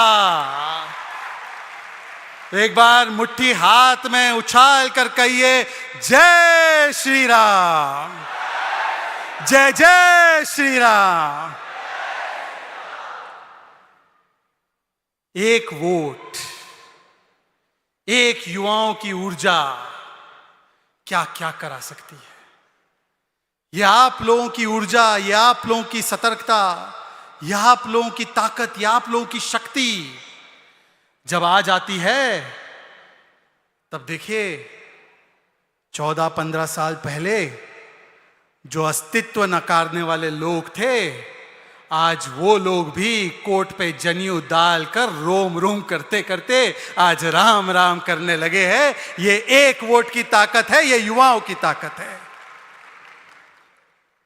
पर मित्रों, इसके अलावा भी युवा शक्ति की जो एक ताकत है, उससे देश की विकास यात्रा में किस प्रकार का प्रभाव पड़ता है, यह आपको कुछ बातों से पता चल जाएगा। जब आपके बीच से MIT के इसी कैंपस से मैं दिल्ली की ओर प्रस्थान मैंने किया 14-15 वर्ष पहले। मेरा भी वनवास हुआ था। तो जब मैं गया वहां पर, तब भारत की अर्थव्यवस्था 10वें स्थान पर थी। फ्रेजाइल 5 में हम उसको गिनते थे। लुढ़कती हुई अर्थव्यवस्था थी। जब आपके बीच का आप ही का MITian, आप ही के पुणे का बेटा आपके बीच में लौट आया है, तो ये युवा शक्ति की ताकत है कि आज भारत की अर्थव्यवस्था फ्रेजाइल 5 में नहीं बल्कि फास्टेस्ट 5 में है और हम सबसे तेजी से बढ़ने वाली आज अर्थव्यवस्था बनकर स्थापित हुए हैं। मैं जब आपके बीच से निकला और मैं दिल्ली गया था, तब भारत में केवल 350 किलोमीटर ऑप्टिकल फाइबर कनेक्टिविटी का जाल बिछा हुआ था। जब मैं आपके बीच लौट कर आया हूं, तो 2022-23 तक आज भारत में 6 लाख किलोमीटर का ऑप्टिकल फाइबर नेटवर्क बिछ चुका है। और जैसे प्रभु श्री राम ने राम सेतु को बनाया लंका और भारत जोड़ने के लिए, वैसे आज एक डिजिटल सेतु खड़ा हो चुका है भारत के शहरों को गांव तक जोड़ने के लिए। मित्रों, आज भारत में जो मोबाइल फोन आपके हाथ में है, एक एक मोबाइल फोन, स्मार्टफोन आपके हाथ में है, एक कालखंड यह भी था कि भारत 90 से 95% अपने मोबाइल फोन को इंपोर्ट करता था। आज मैं जब आपके बीच में आया हूं, तो भारत की यह ताकत है कि भारत दूसरे नंबर का सबसे बड़ा मोबाइल फोन मैन्युफैक्चरिंग और असेंबलिंग में आज स्थापित हो चुका है। एक बार जोरदार तालियां हमारे मुख्यमंत्री, पूर्व मुख्यमंत्री महाराष्ट्र के पृथ्वीराज चव्हाण जी के लिए जोरदार तालियां बजाइए। हमारी पार्टी अलग अलग हो सकती है, परंतु हमारे सम्मानित नेता है, और क्योंकि वो मंच पे आए हैं तो हम सभी उनका स्वागत भी करते हैं और उनका बहुत आदरपूर्वक तरीके से उनको नमस्कार भी करते हैं। मित्रों, ये भारत की यात्रा रही है। जब आपका बेटा MIT से निकला था तो भारत में मात्र 700 स्टार्टअप थे, 700 स्टार्टअप्स। जब आपका बेटा आपके पास फिर से आया है इस मंच पर, तो भारत में आज 90,000 से ज्यादा स्टार्टअप्स हमारे युवाओं ने तैयार किए हैं और आज हम भारत दुनिया की 3rd लार्जेस्ट स्टार्टअप इकोसिस्टम के रूप में उभरा है। यह ताकत है युवा शक्ति की। और एक वोट, एक युवा ताकत अगर जागृत हो जाए, तो भारत की विकास यात्रा में उसका किस प्रकार से प्रभाव पड़ता है, यह आपके सामने है। 2014 में जहां पर 1 GB डेटा, आपको याद होगा, मेरी उम्र के कुछ लोग होंगे, मैं मिलेनियल हूं, आप लोग जेन जी है, हमारे समय पर 1 GB डेटा 300 रुपया प्रति GB का होता था। आज एक विस्तृत ऑप्टिकल फाइबर नेटवर्क ऐसे बिछ चुका है, आज इंटरनेट की व्यवस्थाएं इतनी व्यापक हो चुकी है कि आज 1 GB डेटा मात्र 9 रुपए का मिलता है। और इसीलिए आज भारत में डिजिटल इंफ्रास्ट्रक्चर इतने तेजी से आगे बढ़ता जा रहा है। आज हमने देखा है कि जब आपका बेटा यहां से गया, तब प्रधानमंत्री जब 1 रुपए भेजते थे गरीब कल्याण के लिए, सामाजिक जन कल्याण नीतियों के लिए, तो 1 रुपया जब भेजा जाता था तो 85 पैसे उसमें से लूट लिए जाते थे। आज जब DBT और जनधन, आधार और मोबाइल की त्रिशंकु को तैयार किया गया है, तो जब 25 लाख करोड़ केंद्र की सरकार ने गरीबों के कल्याण के लिए भेजे, तो 25 लाख करोड़ गरीबों के पास पहुंचे और 3 लाख करोड़ देश का बचा। तो आज भारत की यह विकास यात्रा है। मित्रों, युवाओं की जो शक्ति है ना, उसे बहुत समय तक दबा कर रखा गया, और इसीलिए मैं इसको कहता हूं पॉलिटिक्स ऑफ कैप। कैप का गलत अर्थ मत निकालिए। कैप सुनकर कई लोग विचलित भी हो सकते हैं। कैप का मतलब है C फॉर करप्शन। आपको याद होगा, बड़े बड़े घोटाले होते थे, 2G, CWG, जीजाजी। ए फॉर अपीजमेंट पॉलिटिक्स, किस प्रकार से तुष्टीकरण की नीति के हिसाब से, वोट बैंक की नीति के हिसाब से किसको क्या मिलेगा यह तय होता था। और पी फॉर परिवारवाद। परिवारवाद का तो एक ऐसा उदाहरण था कि जब चंद्रयान 1 2008 में भारत ने, इसरो ने भेजा और वो पूर्ण तरीके से उस समय पर सक्सेसफुल नहीं हुआ, हालांकि उसका एक इंपैक्ट पॉइंट चंद्रमा पर हुआ, तो 2008 में उस चंद्रमा पर इंपैक्ट पॉइंट का नाम रखना था, तो उस इंपैक्ट पॉइंट का नाम जवाहर पॉइंट रखा गया। मतलब कि कुछ लोगों ने तो परिवारवाद का पताका अंतरिक्ष में भी लहरा दिया था। आज जब भारत की राजनीति में कैप की पॉलिटिक्स को हटाया गया है, तो आज भारत में जिस प्रकार की परफॉर्मेंस ओरिएंटेड पॉलिटिक्स हो रही है, आज जिस प्रकार की पॉलिटिक्स हो रही है, तो आज 2G, CWG, जीजाजी की बात नहीं, आज भारत में बात होती है तो 5G और 6G की बात होती है। आज भारत में तुष्टीकरण की राजनीति की नहीं बल्कि संतुष्टीकरण की राजनीति की बात होती है। इसीलिए 80 करोड़ लोगों को राशन मिलता है, 11 करोड़ लोगों तक नल से जल पहुंचता है, 12 करोड़ लोगों तक शौचालय पहुंचते हैं, 13 करोड़ लोग गरीबी से बाहर निकलते हैं। और जब राशन पहुंचता है तो वो राशन मोहम्मद के भी घर पे पहुंचता है, मोहित के भी घर पे पहुंचता है। जब शौचालय बनता है तो वो शिल्पा के भी घर पे बनता है, वो सुल्ताना के भी घर पे बनता है। किसी के साथ कोई भेदभाव नहीं होता। इसीलिए आज तुष्टीकरण नहीं, संतुष्टीकरण की राजनीति है। और जहां तक परिवारवाद की बात है, तो आज जब चंद्रयान 3 के माध्यम से भारत का विक्रम लैंडर चंद्रमा के दक्षिणी ध्रुव पर लैंड करके भारत को वो प्रथम देश बनाता है जिसने ये उपलब्धि हासिल की, तब उस टच पॉइंट का नाम किसी परिवार के नाम पर नहीं बल्कि उस टच पॉइंट का नाम तिरंगा पॉइंट और शिव शक्ति पॉइंट रखा जाता है। कुछ लोग परिवारवाद का पताका लहराते हैं अंतरिक्ष में, हम भारत और सनातन और हिंदू का पूरा झंडा जो है वो अंतरिक्ष तक लहराने का आज काम करते हैं। ये तब्दीली हुई है राजनीति में, ये चेंज हुआ है पॉलिटिक्स में।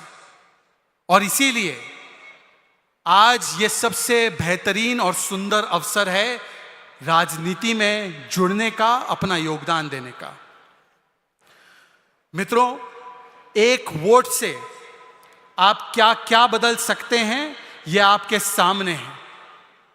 आज आपकी एक वोट की यह ताकत है कि चाय वाले का बेटा भी आज देश का प्रधानमंत्री बन सकता है, दलित आदिवासी घर से आने वाली महिला भी देश की राष्ट्रपति बन सकती है, और देश के सबसे ऊंचे पदों पर बैठने वाले व्यक्ति शोषित वंचित समाज से आते हैं। आज ये युवा शक्ति के कारण ही मुमकिन हो पाए। मतलब भारत की और किसी भी देश की विकास की, तरक्की की यात्रा में युवा शक्ति की गारंटी बहुत जरूरी है। और इसीलिए यह जरूरी है कि आज आप अपने आप को केवल बेनिफिशियरी ऑफ चेंज नहीं बल्कि एजेंट ऑफ चेंज के रूप में देखें। और जब आप एजेंट ऑफ चेंज के रूप में आप अपने आप को देखेंगे तो आपको समझेगा कि देश में धारणाएं भी बदल रही है और धरातल भी बदल रहा है। एक धारणा हुआ करती थी भारत के बारे में कि भारत में ऐसा ही होता है, भारत में ऐसा ही भ्रष्टाचार, भारत में ऐसे ही आतंकी हमले, ना जाने कितने आतंकी हमले हुए। पुणे में भी एक हमला हुआ था, मुंबई में भी हुआ था, चेन्नई में भी हुआ था, जयपुर में भी हुआ था। परंतु आज धारणा और धरातल ऐसा बदला है कि जब मुंबई का हमला हुआ और उस समय की सरकार पाकिस्तान को मोस्ट फेवर्ड नेशन का स्टेटस देती थी, आज अगर कोई उरी और पुलवामा करने की जुर्रत करता है तो उसे घर में जाकर हम मुंह तोड़ जवाब देते हैं। मतलब ये MFN स्टेटस से हटकर आज MTJ स्टेटस तक बदला हुआ है। वो भी तब होता है जब युवा शक्ति जागृत होती है। मित्रों, समय यहां का समाप्त हो चुका है, परंतु 2024 का समय आ रहा है यही समय है, सही समय है। युवा शक्ति के साथ ही भारत की शक्ति बढ़ेगी। आप सभी लोगों को 22 जनवरी के लिए और 2024 के लिए बहुत बहुत शुभकामनाएं। जय हिंद, जय भारत। एक बार साथ में बोलिए, भारत माता की, भारत माता की जय। Thank you very much, Shri Shehzad Poonawala ji. Thank you very much for such motivating words and pinpointing the importance of youth in this politics and the progress of nation.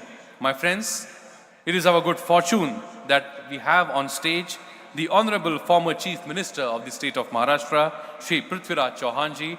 I would like to request Shri Rahul Karat sir and all the dignitaries to join hands to felicitate and welcome the former Chief Minister of the state of Maharashtra, Shri Prithviraj Chauhan ji. A big round of applause, my friends, for Shri Prithviraj Chauhan ji. Thank you, sir. Thank you very much for your presence here today in this important session of 13th Bharatiya Chhatra Sansad, Youth Leadership in Politics, Rhetoric or Reality. I request you to kindly propose your remarks.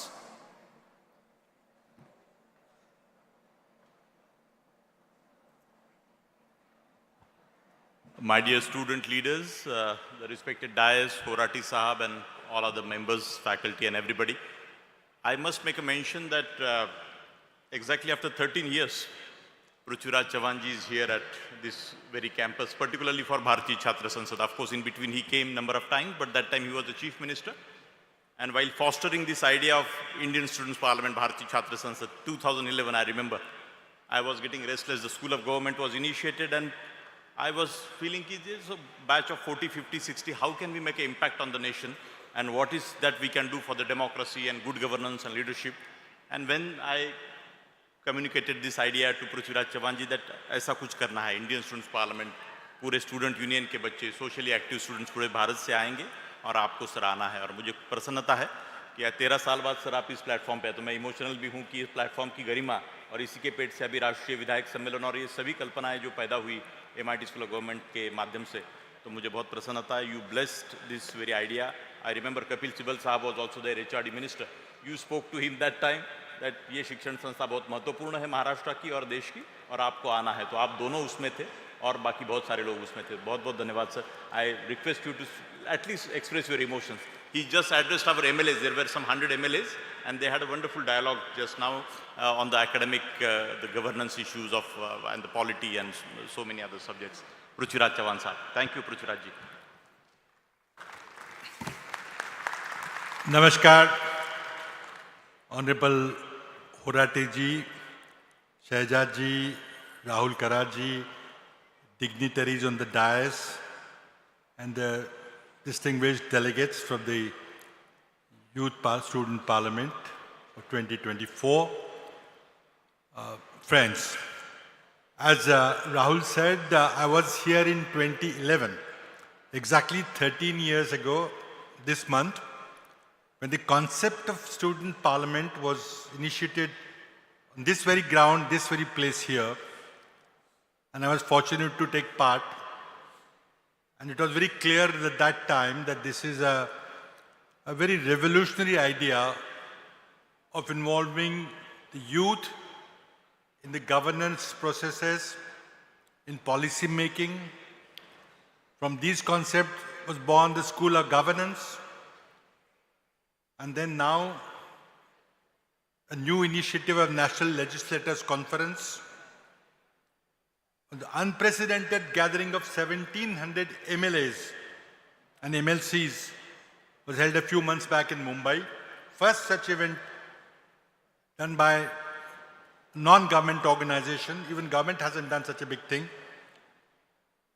A lot of initiatives had taken place with the enthusiasm and energy of Rahul Karat and Dr. Vishwanath Karat.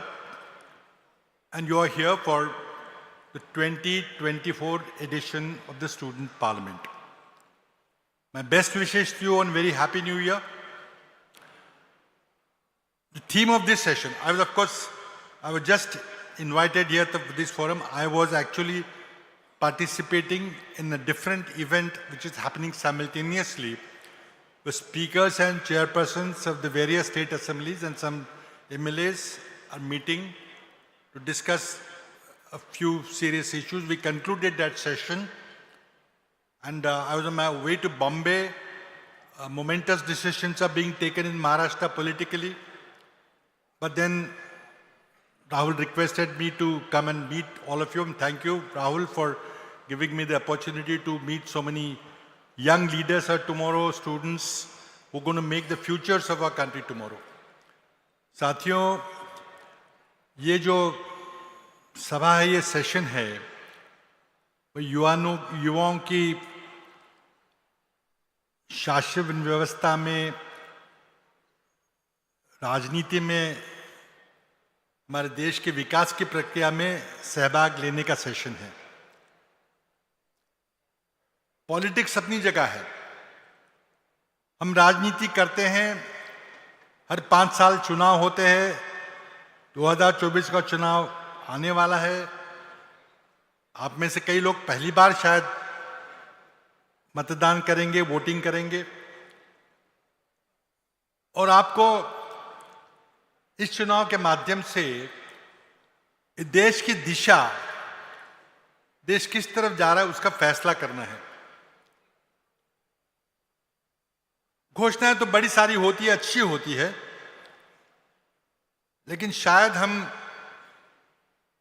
उस लक्ष्य को प्राप्त करने में हम जब भारत की स्वतंत्रता को 100 साल हो जाएंगे 2047 में, तो शायद हम विकसित देश बनेंगे। बहुत अच्छी घोषणा है, हमें सभी को अच्छा लगेगा अगर वास्तव में ऐसा घटे, लेकिन मुझे आशंका है कि जिस गति से देश का विकास हो रहा है, शायद हम वहां तक नहीं पहुंच पाएंगे। हमने महाराष्ट्र में $1 ट्रिलियन इकोनॉमी की बात की है, देश में $5 ट्रिलियन इकोनॉमी की बात की है। देश में $5 ट्रिलियन की इकोनॉमी होगी ही, लेकिन सवाल है कि कब होगी।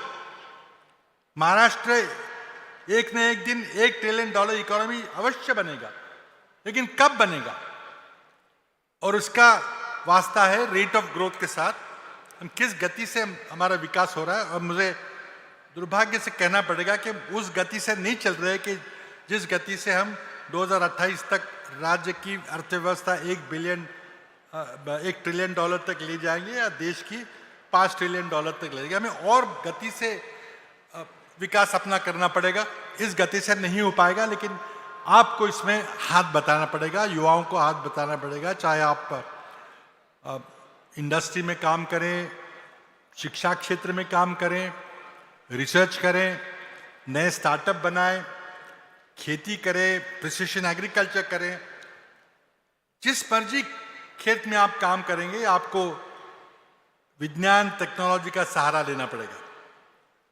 अब जानते हैं कि इस देश में जो भी समाज व्यवस्था, राज्य व्यवस्था थी,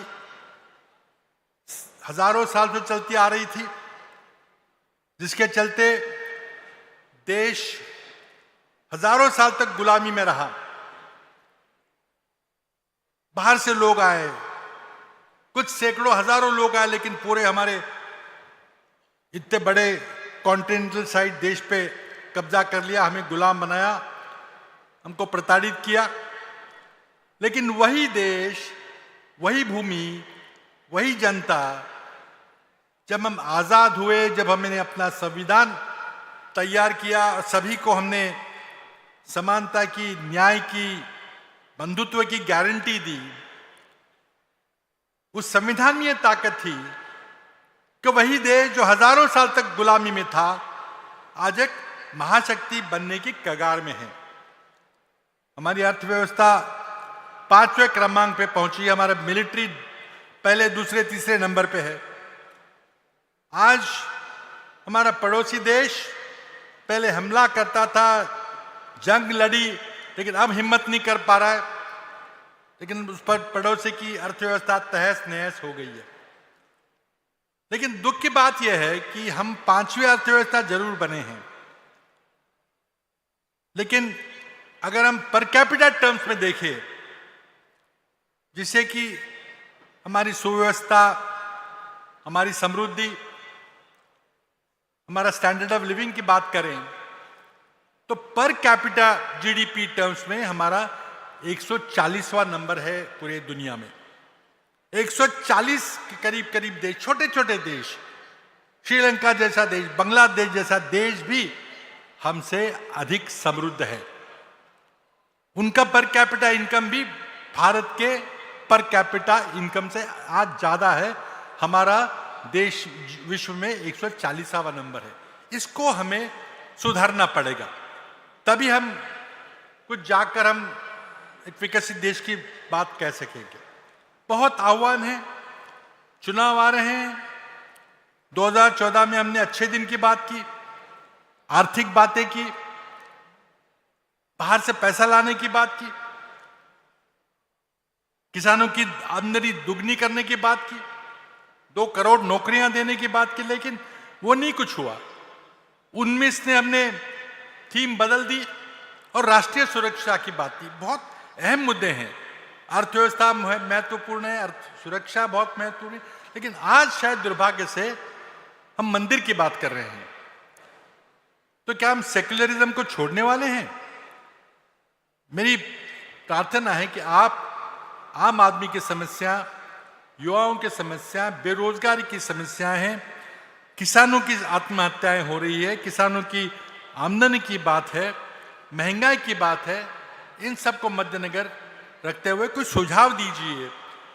आप शायद सरकार में हो, पॉलिसी प्लानिंग लेवल में ना हो, लेकिन आप बदलाव कर सकते हैं। युवा अगर चाहें तो बदलाव कर सकता है। आप सुझाव दीजिए कि किस तरह से हम हालात बदल सकते हैं। क्या हालात बदलने के लिए राजनीतिक बदल जरूरी है? क्या उसके बगैर राजनीतिक बदल हो या नो, क्या हम इस तरह का प्रेशर निर्माण कर सकते हैं पब्लिक पॉलिसी पे कि पब्लिक पॉलिसी प्रो पीपल हो, जिसके चलते किसानों की आत्महत्याएं बंद हो, जिसके चलते सुशिक्षित शिक्षित युवाओं के रोजगार मिल सके, महंगाई, कमर तोड़ महंगाई से छुटकारा मिल सके।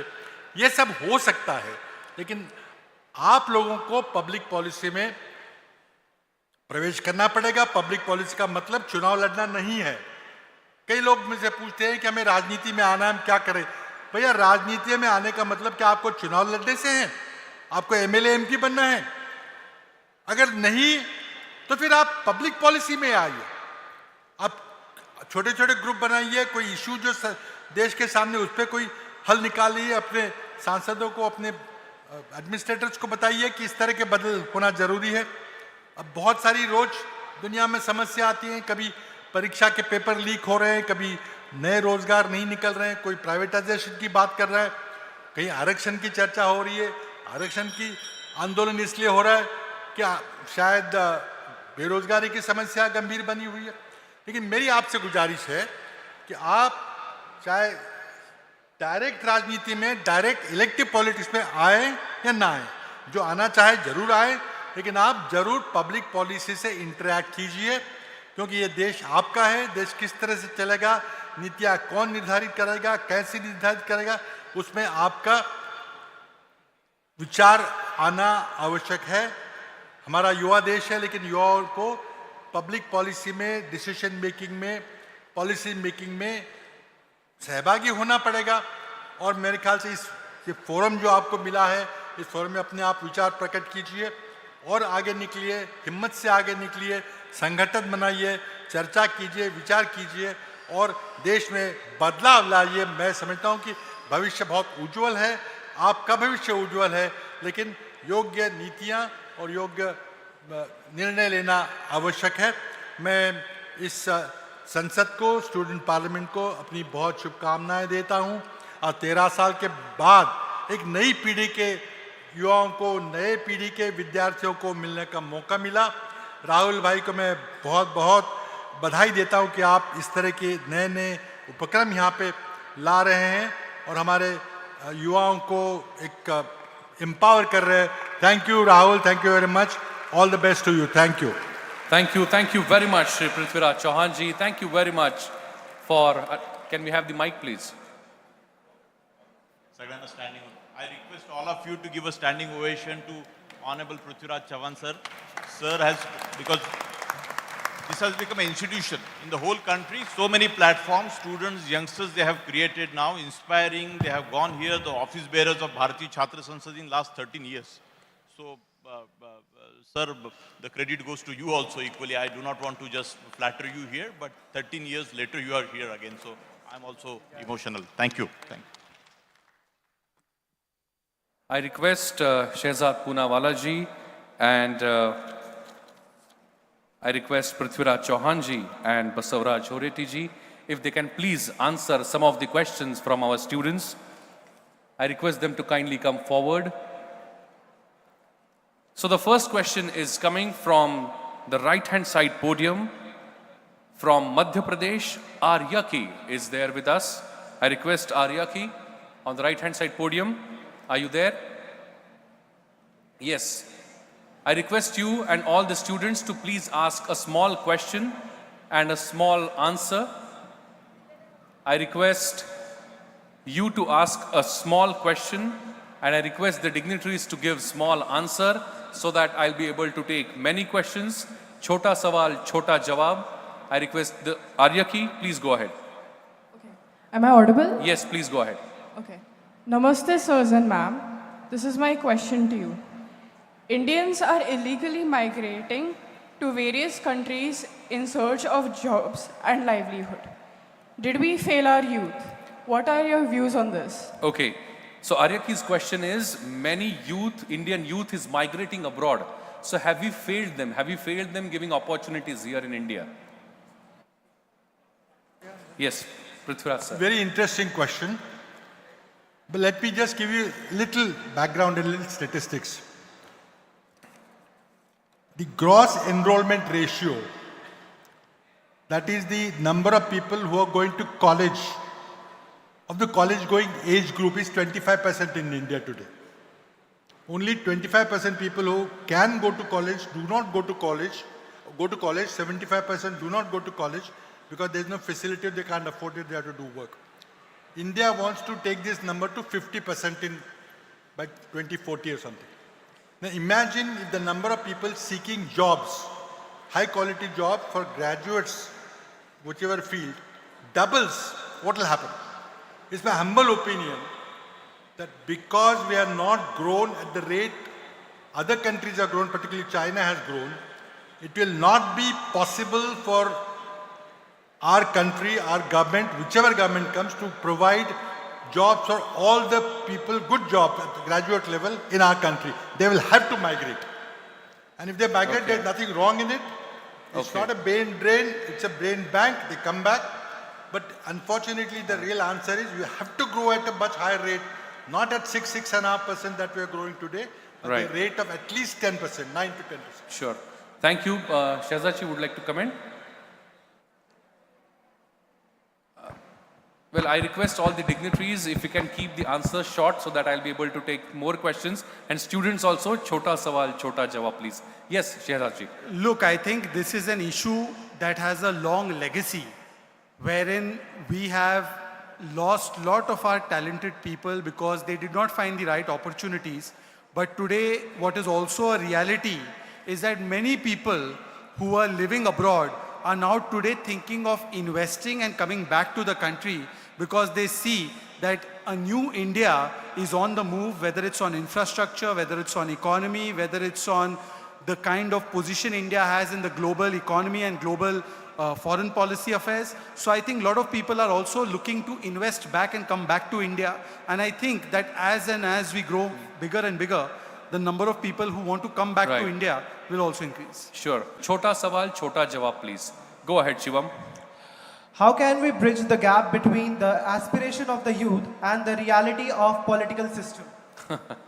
Okay. Speaker. Okay.